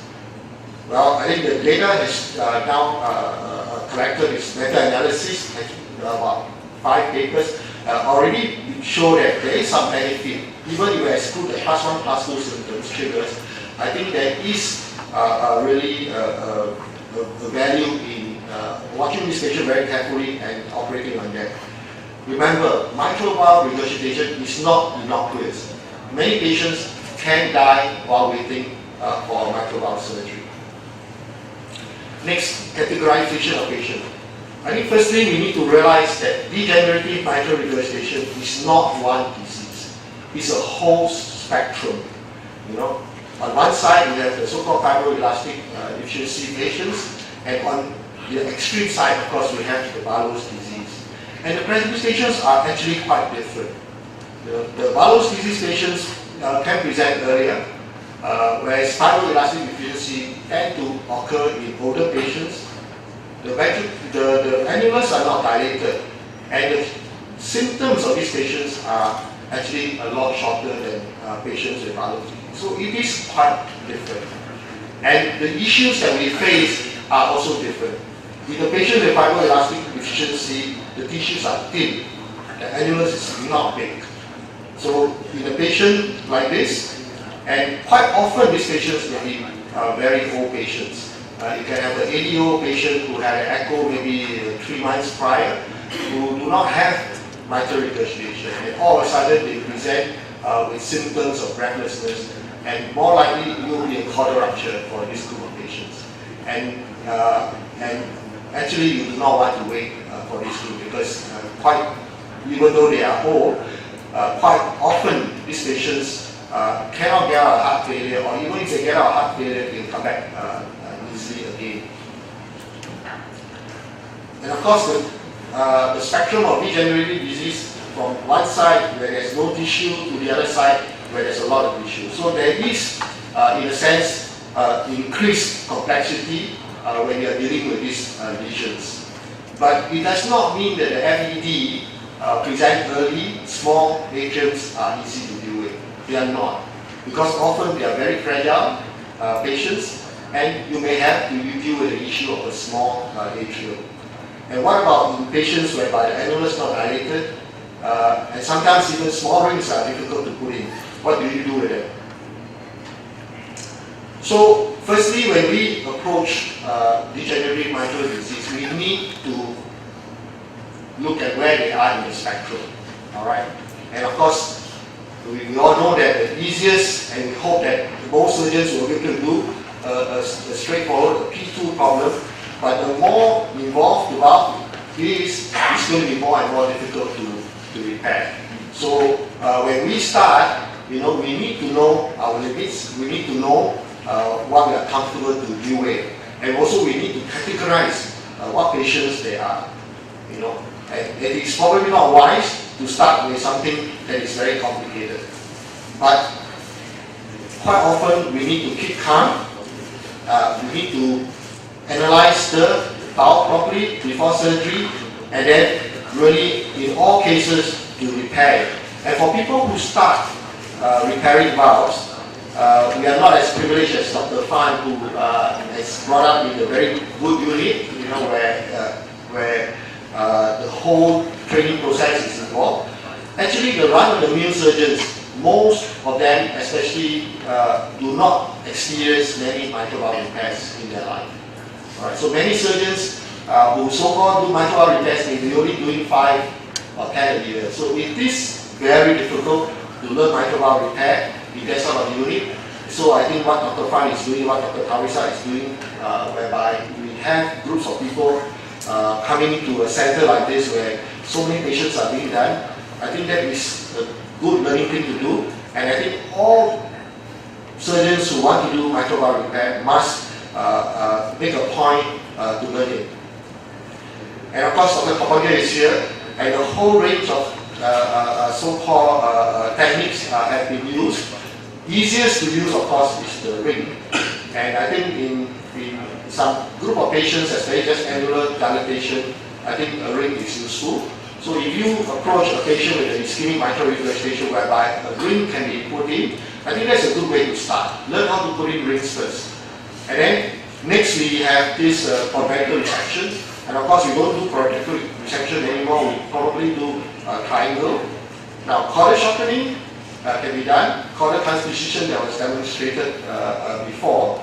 But I think what is happening now, that that is, they change the game for degenerative mitral regurgitation is actually that of chords.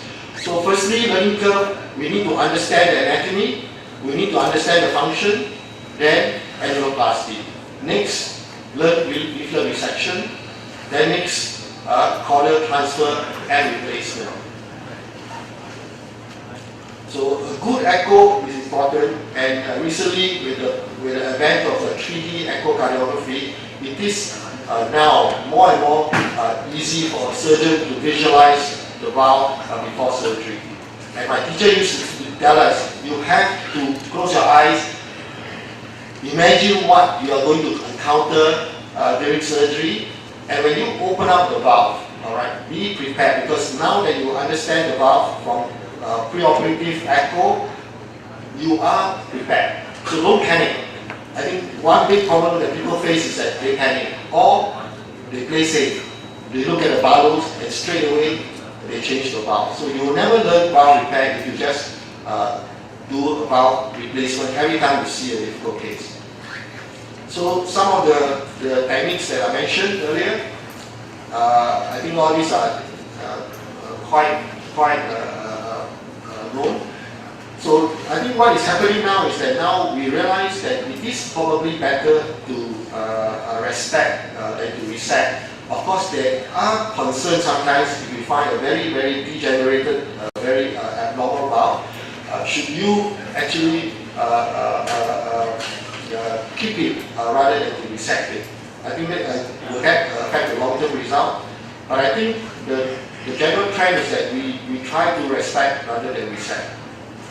And of course, some of the things that come about which Dr. Carpentier may not like is that of age-to-age technique. And there are really some long-term results now of this age-to-age repair, but it is always done with the ring. Whereas the cardiologists are now learning in mimicking what we do, unfortunately they cannot put a ring. So this is an example of valves being done with an age-to-age technique. And I know of many surgeons, China and elsewhere, even Europe, who use this technique. There seem to be some good results long term. But valves, I think one of the things that recently people are realizing is that it's not just the leaflets. And often the annulus is very, very heavily involved. And quite often we do find that the annulus may be the main issue. And some very difficult valve cases can just actually be dealt with by a simple ring, because it is actually pseudoprolapse. Now, when we approach the use of rings, I think I agree with Dr. Fan that most patients should have a ring. Of course, in those patients with a very small annulus, would the ring actually make a difference? And in degenerative valve, I do use quite a bit of so-called bands, because I believe that the bands allow probably better flow when patients do exercise. But if there's a lot of involvement of the mitral valve, I think bands are not good, because some of the real operations that I'm seeing now are probably because of only bands and not rings are used.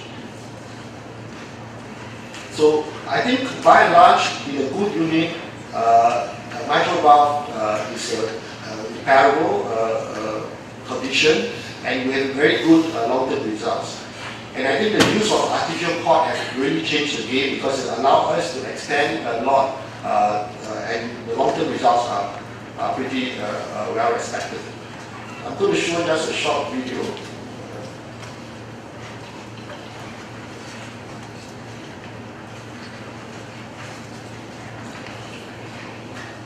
Unfortunately, it's not as good as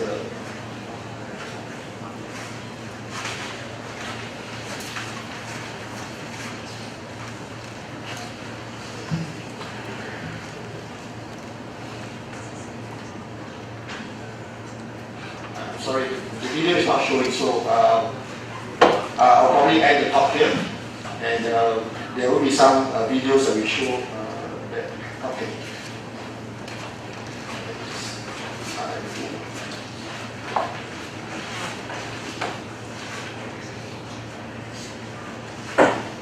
So this is a bi-leaflet micro-valve prolapse, both anterior and posterior involvement, and you can see the thickened anterior leaflet and some stretched out cords.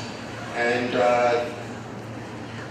the artificial cord loops are very expensive, so in Singapore we cannot afford that, so I use the pericardium, and with this I could use 2 loops each time. So after anchoring to the papillary muscle, I do a figure of 8 loop onto the anterior leaflet.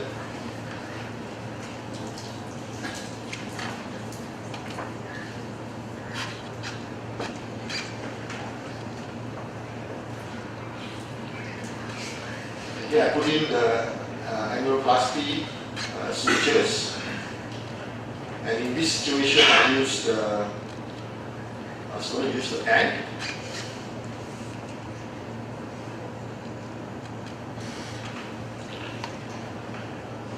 So after anchoring that, by putting annuloplasty sutures, you are actually better able to appreciate the valve better. So now, most of the time I will put in the annuloplasty sutures first. And you can see here as well, the P2 is involved, there's some ruptured cords there, and I'm anchoring that to the tip of the papillary muscle.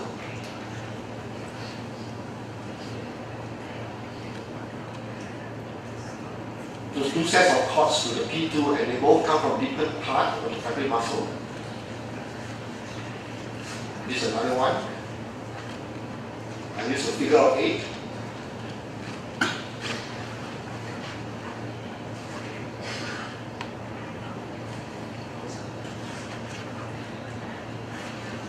And a good way to assess is really to compare with the part of the valve that is normal. And as we learn, most of the time the P1 leaflet is not involved.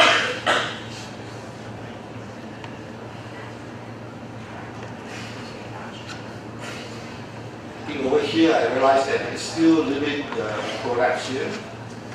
So another artificial cord goes in.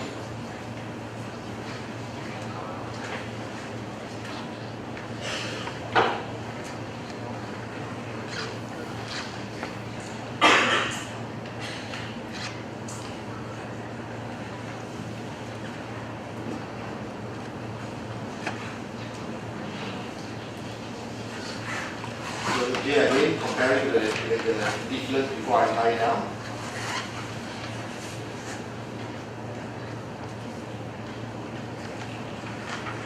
And I realized that it still looks a little prolapsed, so I use counter transfer.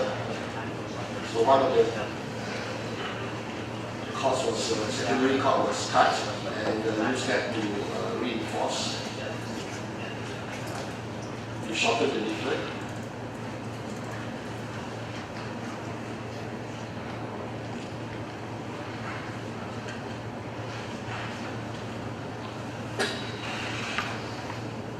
Here I'm using a metallic CT pen.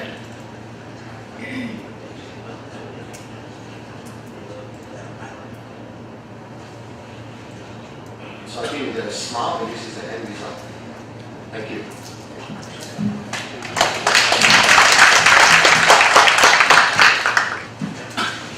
Dear Chairman, the college continues to these topics. My present is the isolate micro repair for congenitals. It's a clinical study. We focus on just only on congenital micro regurgitation isolation. So we exclude all cases of micro regurgitation associated with the VSD, ASD, etc. It's occurs about in my static syndrome. 4.5% in all of this micro-regurgitation in high institutes. It's retrospective studies, and we studied from 1993 to 2015 at the institutes. Total cases is 128 cases. Some criteria from patient, male, female is the same. Mean age 12 years old. The minimum is 6 months, and the maximum in allowed patient with 50 years old. Around nearly 33% patient under 6 years old, and almost silent prison. In echocardiographic, we detect here in type 1 normally this the motion and annulus dilatation in more than 112 cases. Especially we detect in echocardiographies in 16 cases with have a glass mitral. And type 2 leaflet collapse, the anterior leaflet collapse is almost case, and type 3 soft collapse syndrome in 15 cases. And how about in surgical findings? We find in the same in echocardiography results with annular dilatation in nearly 88%, and in black mitral in surgical finding is more than in detects in echocardiographies. Anterior leaflet black 16 cases and posterior leaflet 7 cases. And especially we detect around 50% the absent coron in anterior leaflet and posterior leaflet. And some special demonstration after that is not for orifice in a special region, just see only in progenitors. In surgical procedure, we repair in 98%. Just only 2 cases we have to replace, because the first case we repair fibers, and the second case is primary reason is very complex. We cannot repair. This case is harmful for here. You can see here glass mitral. It's completely glass mitral. You can see here. And the next is very rest. You can see it's congenital with double orifice, a large orifice and a small orifice. In this case, the baby birth just only 16 months. Yes, the regurgitation based mainly on the bigger lip. In operating later, so how about to approaching or to exposures? We approach mainly in transseptal. Why? Because the patient, almost patient is small. The mean CBP type not longer than usual normals, and cardioplasty active one. Some cases very difficult to know the 5 types. In surgical technique, the annuloplasty in almost case. And another, of course, we close the microcliplet in 3 cases, and we use all the technique of Professor Carpentier for microplastics. And some case we use artificial products, just in 5 cases only. Here is a case with completely microcleft. After that, we close the cleft here, we push the ring, and we test no leak at all. Sorry. And another case is in small children. In this case, we can push the ring. Because we want to push a big ring, so we enlargement of the leaflet of the anterior leaflet with pericardial mass. Another case is where in very small children, we cannot put the ring, so we enlargement and we put the pericardial veins. Both of case test no risk at all. Actually, that is not longer. It's the same with another group, and the mean time of result just only 8 days. Immediate result of hospital mortality just only one case because low cardiac output and sepsis are associated with complication in severe cardiac congestive heart disease, A case, and arrhythmias a little bit higher glucose. In the approaching of valve, we prefer to approach in the transeptal. This transeptal immediately the synod, not so, but arrhythmias they just only temporary. In follow-up, the meantime follow-up, nearly 95 months, some cases is very long time, 20 years ago. And last follow-up, 5 patients. In progress of follow-up, we detect 2 cases, take test. Reoperation, one of the most important is micro-rehabilitation for our repair. Reoperation, early reoperation, just only 1 case, 1 week, that I mentioned before, and late reoperation until now we the sooner case is 11 months after that, first primary repairs, we have 10 cases. Fortunately, in 10 cases, we replaced in 7 cases, and we have to replace just 3 cases. Another case, we go to the first, we replace the valve by the cyst valve. Reoperation, now I presented when reoperation for these cases. First, you can see here, patient in 40 years old when operated in the first grade, and we put the ring 20s. Now we reoperation, patient come back with restenosis, with a little bit micro-regurgitation. You can see here, you cannot see the ring, where is the ring? The ring is covered by panel.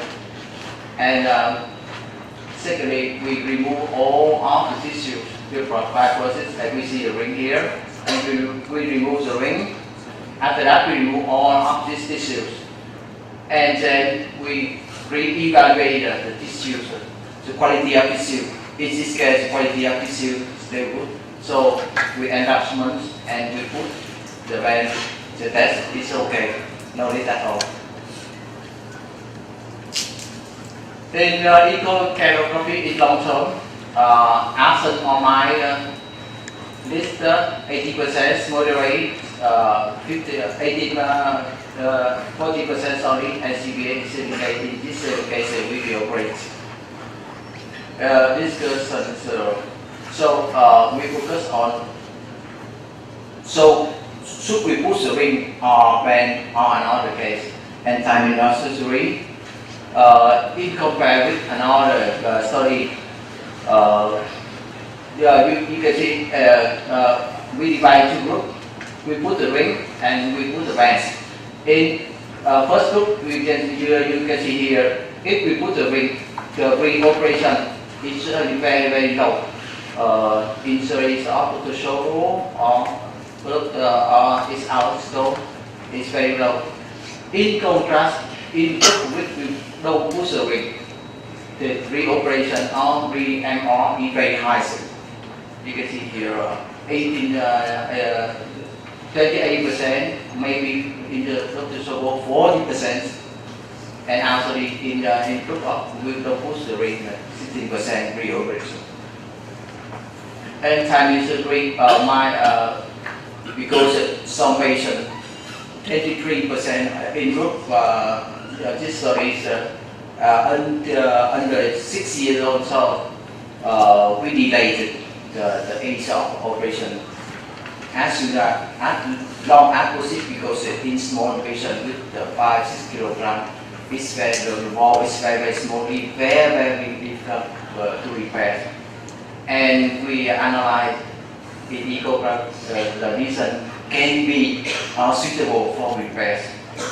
And clinical status delay until the onset of severe symptoms. The goal is a maximum chance for a more successful and satisfactory repair, especially in the maximum size of annulus. as if we insert here E22.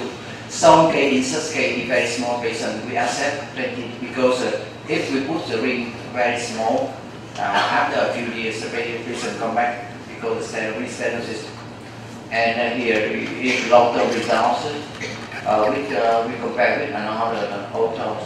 Here you can see the real patient after 10 years or 10 years is still high, but not very high in our institution. In conclusion, in small children, micro-bowel repair should be the primary choice for isolated congenital micro-regurgitation. Why? Because we have no choice. We have just only on plastic or repair or plastic or repair. We cannot replace the bowel in a patient just only 5, 6 or under 10 kilograms. Prosthetic rings have stabilized result of vital repair in long term, and the size of prosthetic rings should be maximized possible, perhaps with enlargement of the leaflet, perhaps at least acceptable in 22%. Some case acceptable in 20%, but I would like to put the 22 or more is better, based on the patient weight. And micro-bowel repair with carbon techniques has a very good long-term result with very low mortality and acceptable reoperation rate.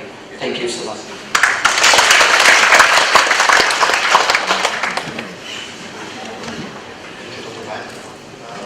Next topic will be micro-bowel repair in fatty liver diabetes and then ischemic diseases, and that will be Dr. James Wong from Singapore.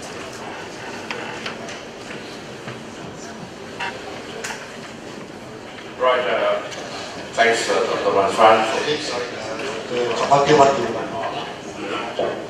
Although the time is pressing us, I think it's important from time to time to have some discussion. And I like to underline the importance of the previous presentation for 2 reasons. Number one, because the surgeon did present results, long-term results. Although very often we see people talking about techniques, but not presenting results. So I'd like to congratulate him for presenting the results. The second point I like to make is that he pointed out that it is extremely important to use a ring as large as possible. And it is always possible to use a much larger ring than what we would choose if we would not use leaflet extension. Leaflet extension, particularly in congenital mitral valve insufficiency, is extremely important because it allows to use to repair valves which otherwise wouldn't be able to be repaired. So those are the 2 points I want to make. Third point maybe. In rheumatic valvular disease, now I'm talking about rheumatic valvular disease. In rheumatic valvular disease, what you should try to avoid using ring smaller than 32 millimeter in diameter. It is always possible to do it, again, by using the leaflet extension technique. Again, congratulations for your presentation. Whether we should do it. So I'm trying to, my talk is a reflection of what people are thinking nowadays. First of all, I think we have to realize that in ischemic heart disease, mitral regurgitation is not a problem, it's not a primary valve problem.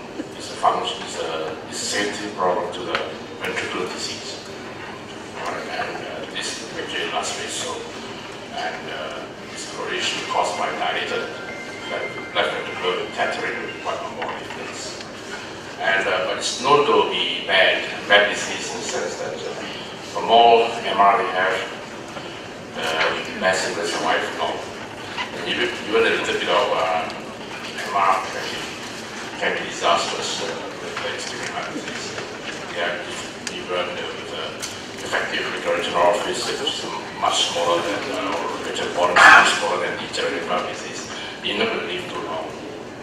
Okay, let's start with severe functional MR. What do we know? There are recommendations that guidelines say that you have severe MR and undergoing another procedure, we should do it 2A. 2B is still for those with severe MR and not wait for another operations.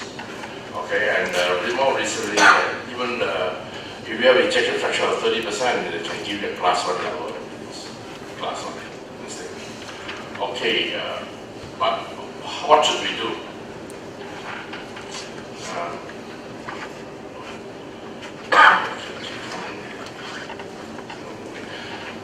Should we repair or replace? There's no conclusive evidence until now. In the old days, Steve Bowling and others always emphasized that you should do a mitral repair for severe MR in severe functional disease, and it says visible, low mortality, relief error, better quality of life. And the rationale is that the MR is caused by dilated ventricle with annulus dilatation, and you undersize it, you should be able to achieve good results. Okay?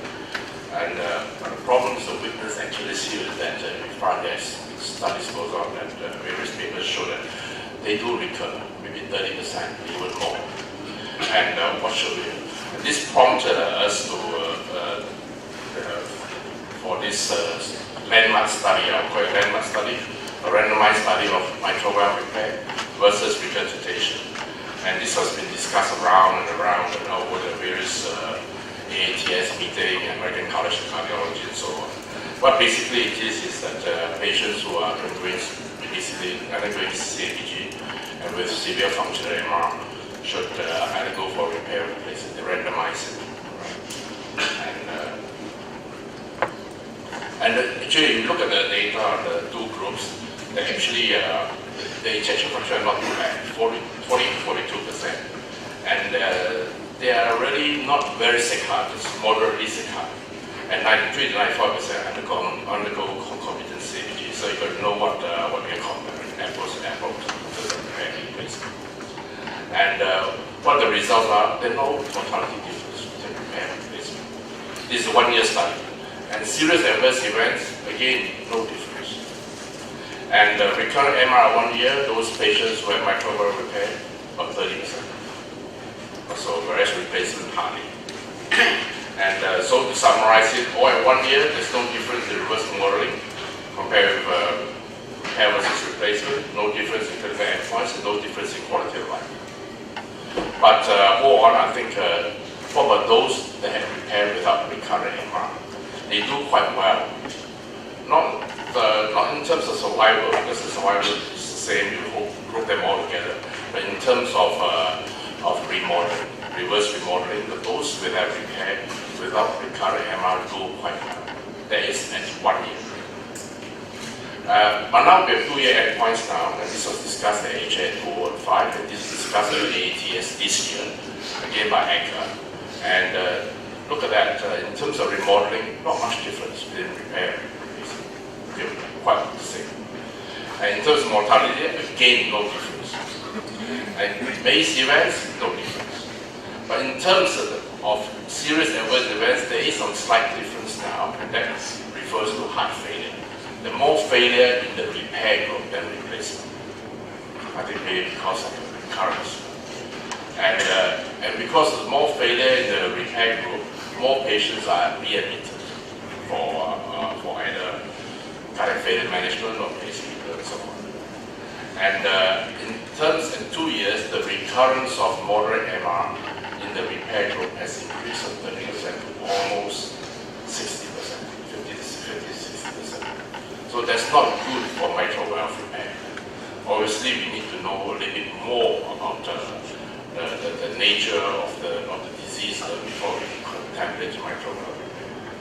So we don't, this is 2-year mark. Maybe in the next year, 3rd year, 4th year, 5th year, we might be more information, which may make an impact on our thinking of whether we should repair this.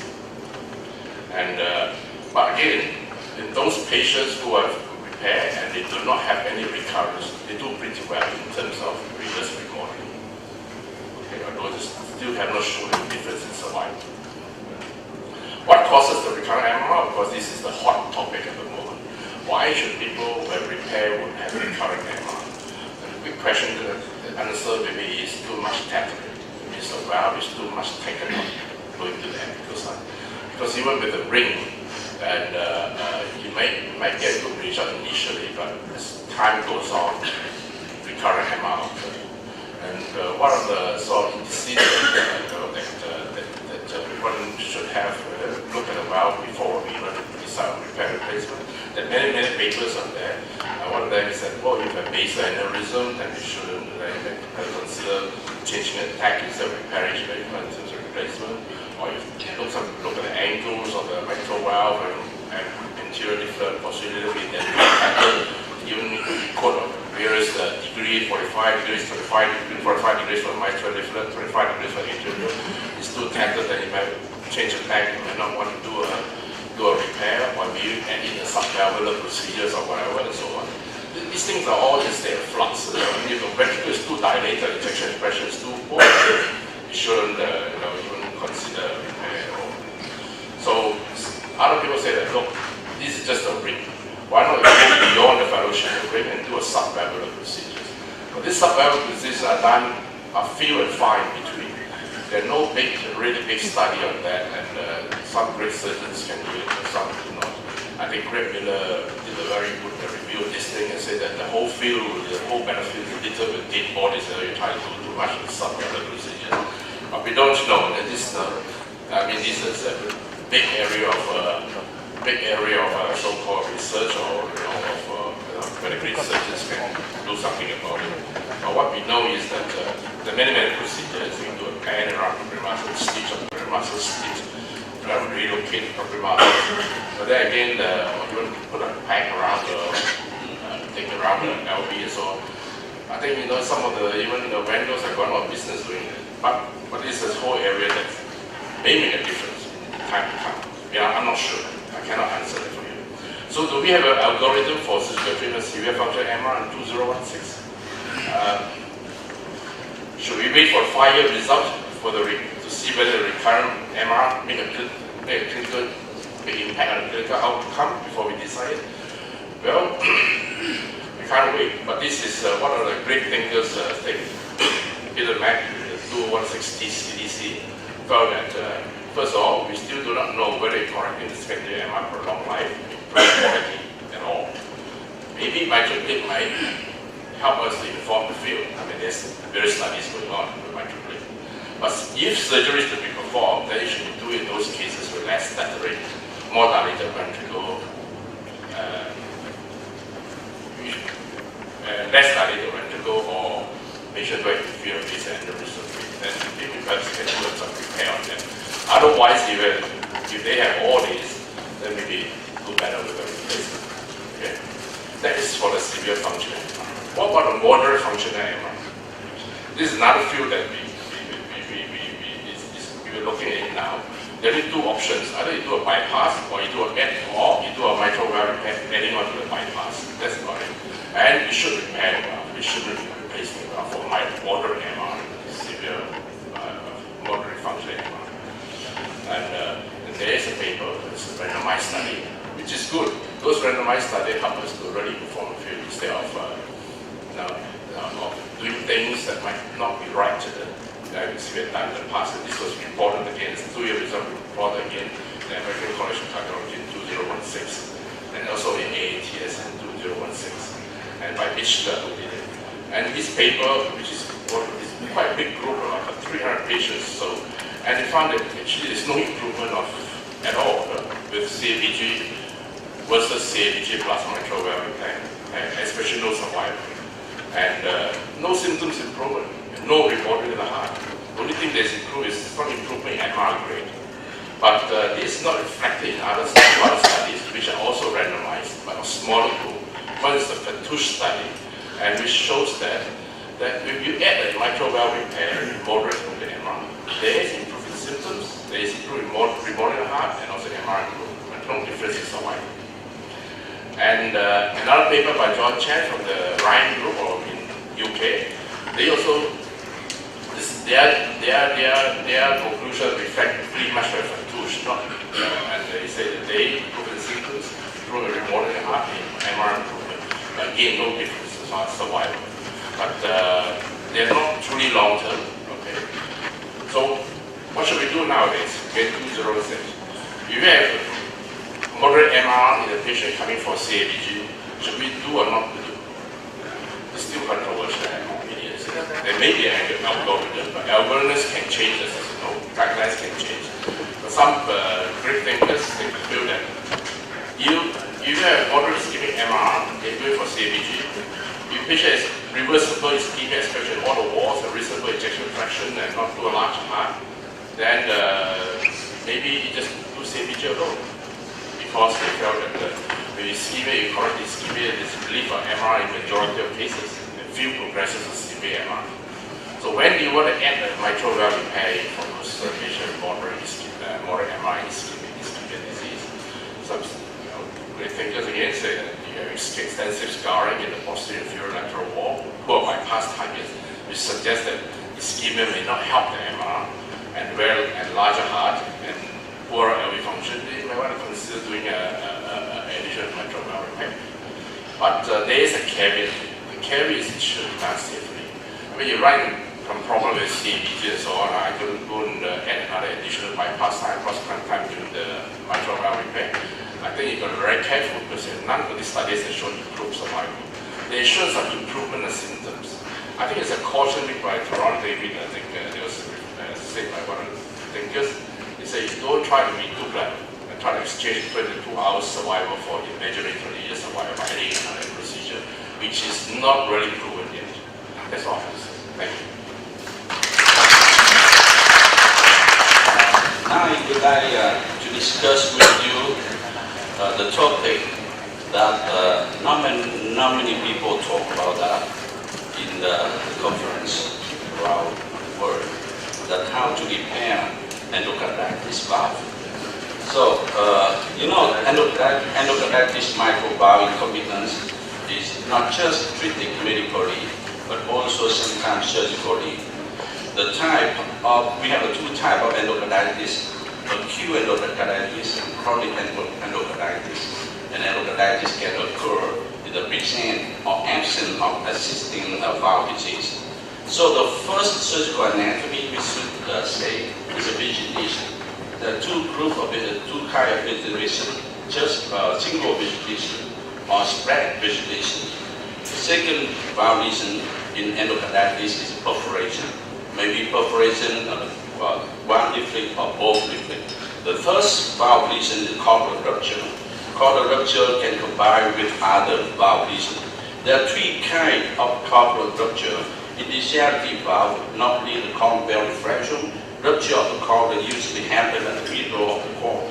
In endocarditis, the infection usually involved at the free edge. So rupture of the cord usually involved at the free edge. And in ischemic disease, the rupture of the cord usually happens at its insertion into pulmonary muscle. So the other lesion, very important here, is abscess, annulus abscess. When we have this lesion, it's very serious. Indication for surgery for acute endocarditis, when normally we try to maintain medical treatment before, but we should do surgery when we have a hemodynamic instability, uncontrolled septic, mobile septic vegetation, and acute valvular revisitation. Whenever possible, operation should be delayed until after full course of antibiotic therapy, normally should be 6 to 8 weeks. When we operate the patient, trying to repair the valve, indication for repair the endocarditis valve, mostly we do for the children when we have a valve operation and when we have a rupture of cochlea, but less than 1/2 of leaflet tissue. The principle of surgical technique here, we should last incision involve tissue, open and remove the abscess, clean the septic valve tissue, but we try to avoid synthetic material possible like the prosthetic ring, artificial core, or prosthetic valve. When we take out the affected tissue, try to send it to the culture, and of course we need antibiotic therapy 4 to 6 weeks after repair. The surgical technique for endocarditis valve are multiple. For leaflet perforation, we can close directly or we use pericardial patch. Cord rupture, try to do cord transfer. If we have a good cord to be transferred, remove infected tissue and vegetation. For annulus abscess, open and clean. Prosthetic ring in acute phase of endocarditis. If the annulus not dilated, we try to avoid the ring. But in chronic microregurgitation, we should use the ring for endocarditis case. When we have a combined mitral aortic valve endocarditis, this is a very difficult situation. Mitral repair and aortic valve replacement is better than 2 prosthetic valves. The technical challenge here, when we have a mitral aortic division, mitral annulus abscess, mitral aortic junction abscess, and the diffuse endocarditis to the whole of the left heart. So from 1992 to 2015, we repaired 98 patients with native endocarditis under valve repair in our institution. 80% of patients involved to valve pathology, and almost 20% endocarditis occur in the normal valve, in the native valve. Okay, mitral valve, 71 patients, mitral aortic, 8 patients, aortic valve, 16 patients, tricuspid endocarditis, 3 patients. Possibility of repair for mitral position, 72%, for aortic position, just 18%. The lesion we find out in surgery, Okay, so 72 patient male, female, the mean age very young, the youngest patient just 4 years old. AF presented in almost 40% of cases. So underlying valve pathology, you see the rheumatic presenting in most cases, 63 patient rheumatic, mitral, aortic, tricuspid, degenerative, congenital of 4 patients. Bacteriology, most of the patients, only about 35% of the patients we find out the microbe. In 65% of the patients we didn't find out the microbe because normally the patient before get in the hospital, they already have some antibiotic therapy by the doctor outside of the hospital. So this is very difficult for us. So bacterial finding operation, we have three possibility. The blood counter positive and valve counter positive, 29 patients. Blood counter positive and valve counter negative, 9 patients. And blood counter negative and valve counter positive, 4 patients. So sometimes we don't have a blood counter and valve counter positive at the same time. So this table shows the technique of repair you can do. Not this is a valve lesion, sorry. For endocarditis lesion, we have a perforation, anterior leaflet, posterior leaflet, chondral rupture, 91% of the patient, anterior chondral rupture, posterior chondral rupture, annulus abscess, vegetation, more than 90% we can find out vegetation. Other lesion, we have a dilatation of the annulus, just about 60%. Just about 60% of endocarditis patients, we have a dilatation of the annulus, chondral elongation, commissural fusion, chondral fusion. So these are the techniques we can use to repair the endocarditis valve: leaflet patching, posterior leaflet resection, transposition of the cord, countersunk the leaf technique, commissurotomy, resection of secondary cord, posterior annulovasity. Prosthetic ring was used in 56% of patients. So I just like to show you some picture of endocarditis valve. So this case, you see, the patient have a rupture of complex almost totally of the anterior leaflet and some posterior leaflet. For this type of valve, I don't like to repair, because it's too serious. But this patient, we have a vegetation at A3. This is vegetation in the rupture of the cork. This patient we can repair by resection the P3 and put the ring. This patient, you have received the posterior leaflet. This is the ancient, the chronic endocarditis. We have a spread vegetation. Spread vegetation. So this patient we can repair by resection P2 and then put the ring. This patient is also good indication to repair, remove vegetation, remove carbon transfer and the ring. This patient we also can repair. We have very good anterior leaflet. Just rupture of the cork at A2, you remove vegetation, carbon transfer or artificial cork and then the ring. So this patient, you see we have a both leaflet involved to the infection. Anterior leaflet we have a perforation of the anterior leaflet. Posterior leaflet we have a rupture of the cork with a lot of vegetation. How can we repair? Yes, we resect the posterior leaflet, close the hole of the anterior leaflet, and of course we also need the ring in this case. Now I would like to show you some video clip to show how to repair the. So this is a handsome. This is a chronic endocarditis. You see, we have an A3. We have an A3 perforation, very small perforation. But the tissue around this was thickening fibrosis after years. So in this patient, the other segment of the valve still good, just the A3 involved. So we can repair this valve by resection, a triangular resection of the anterior leaflet. Normally, I don't like to reset the anterior leaflet for having the maximum size of the ring used. But in this case, I don't like to keep the tissue into the patient, especially after endocarditis, so that I prefer to resect it. After resection, we should resect lastly the tissue, the sick tissue around the perforation, and then just close the leaflet with a fibro. You can use a continuous suture or interrupted sutures that we use.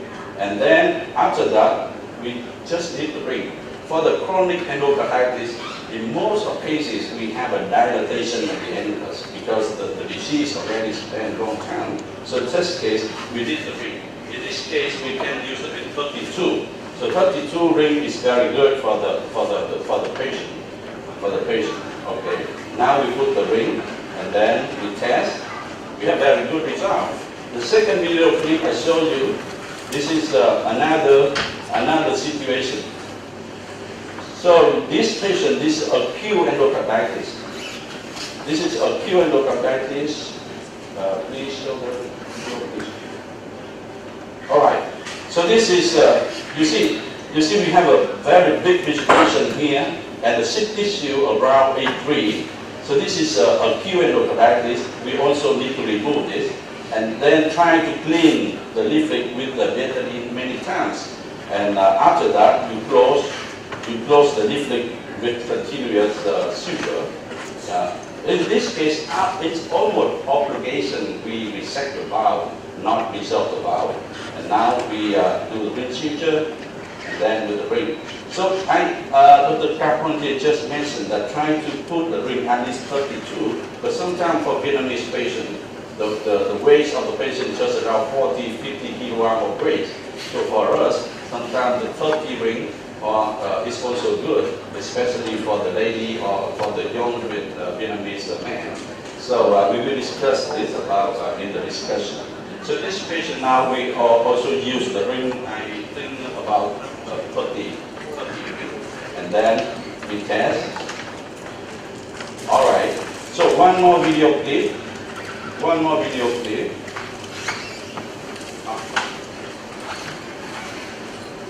So I also have another, yes. So this is also acute endocarditis. You see vegetation, the tissue still very short and infectious. We remove, you see we remove a vegetation. And then now we do the ring suture. Also at A3. Also at A3. Right? We still have some vegetation here at A2. We also need to remove. When we remove the vegetation, be careful not resect, not cut to the cork, especially the marginal cork. If not to create another prolapse. So we remove the vegetation. Then we have the A2 prolapse here. So this is a combined, the mitral valve, rheumatic mitral valve, and endocarditis in rheumatic valve. So this case, we do a proper transfer. You just see, I just move the secondary port to the free air. Of course, we need to clean the tissue with betadine many times before we fix the port to the leaflet. You see, this is very good port, but in rheumatic disease, I almost never, very rarely use artificial port for a rheumatic repair. So in this case, we do a proper transfer, and it's very good. You can see we have a very good valve tissue. And then, in this case, because this is a acute endocarditis, the annulus not still dilated. So we try to avoid the ring. In this case, we just use the pericardial bank. This is a double layer pericardial bank, and we just reduce a little bit the size of posterior annulus, and then this we use about 6 sutures, 2 oral sutures, from commissure to commissure, slide the bank down, retie the bank. So for acute endocarditis, try to avoid ring possible. Now we test. So this is a repair without the ring. So in conclusion, acute valve endocarditis can be effectively controlled with a 6-week course of antibiotic therapy. Early operation in acute phase of endocarditis was required in cases not full responsible. Medical therapy, hemodynamic unstable, and with a big mobile vegetation. And when we operate the patient, repair is possible in most of the patients with results superior to valve replacement in our study. Thank you very much.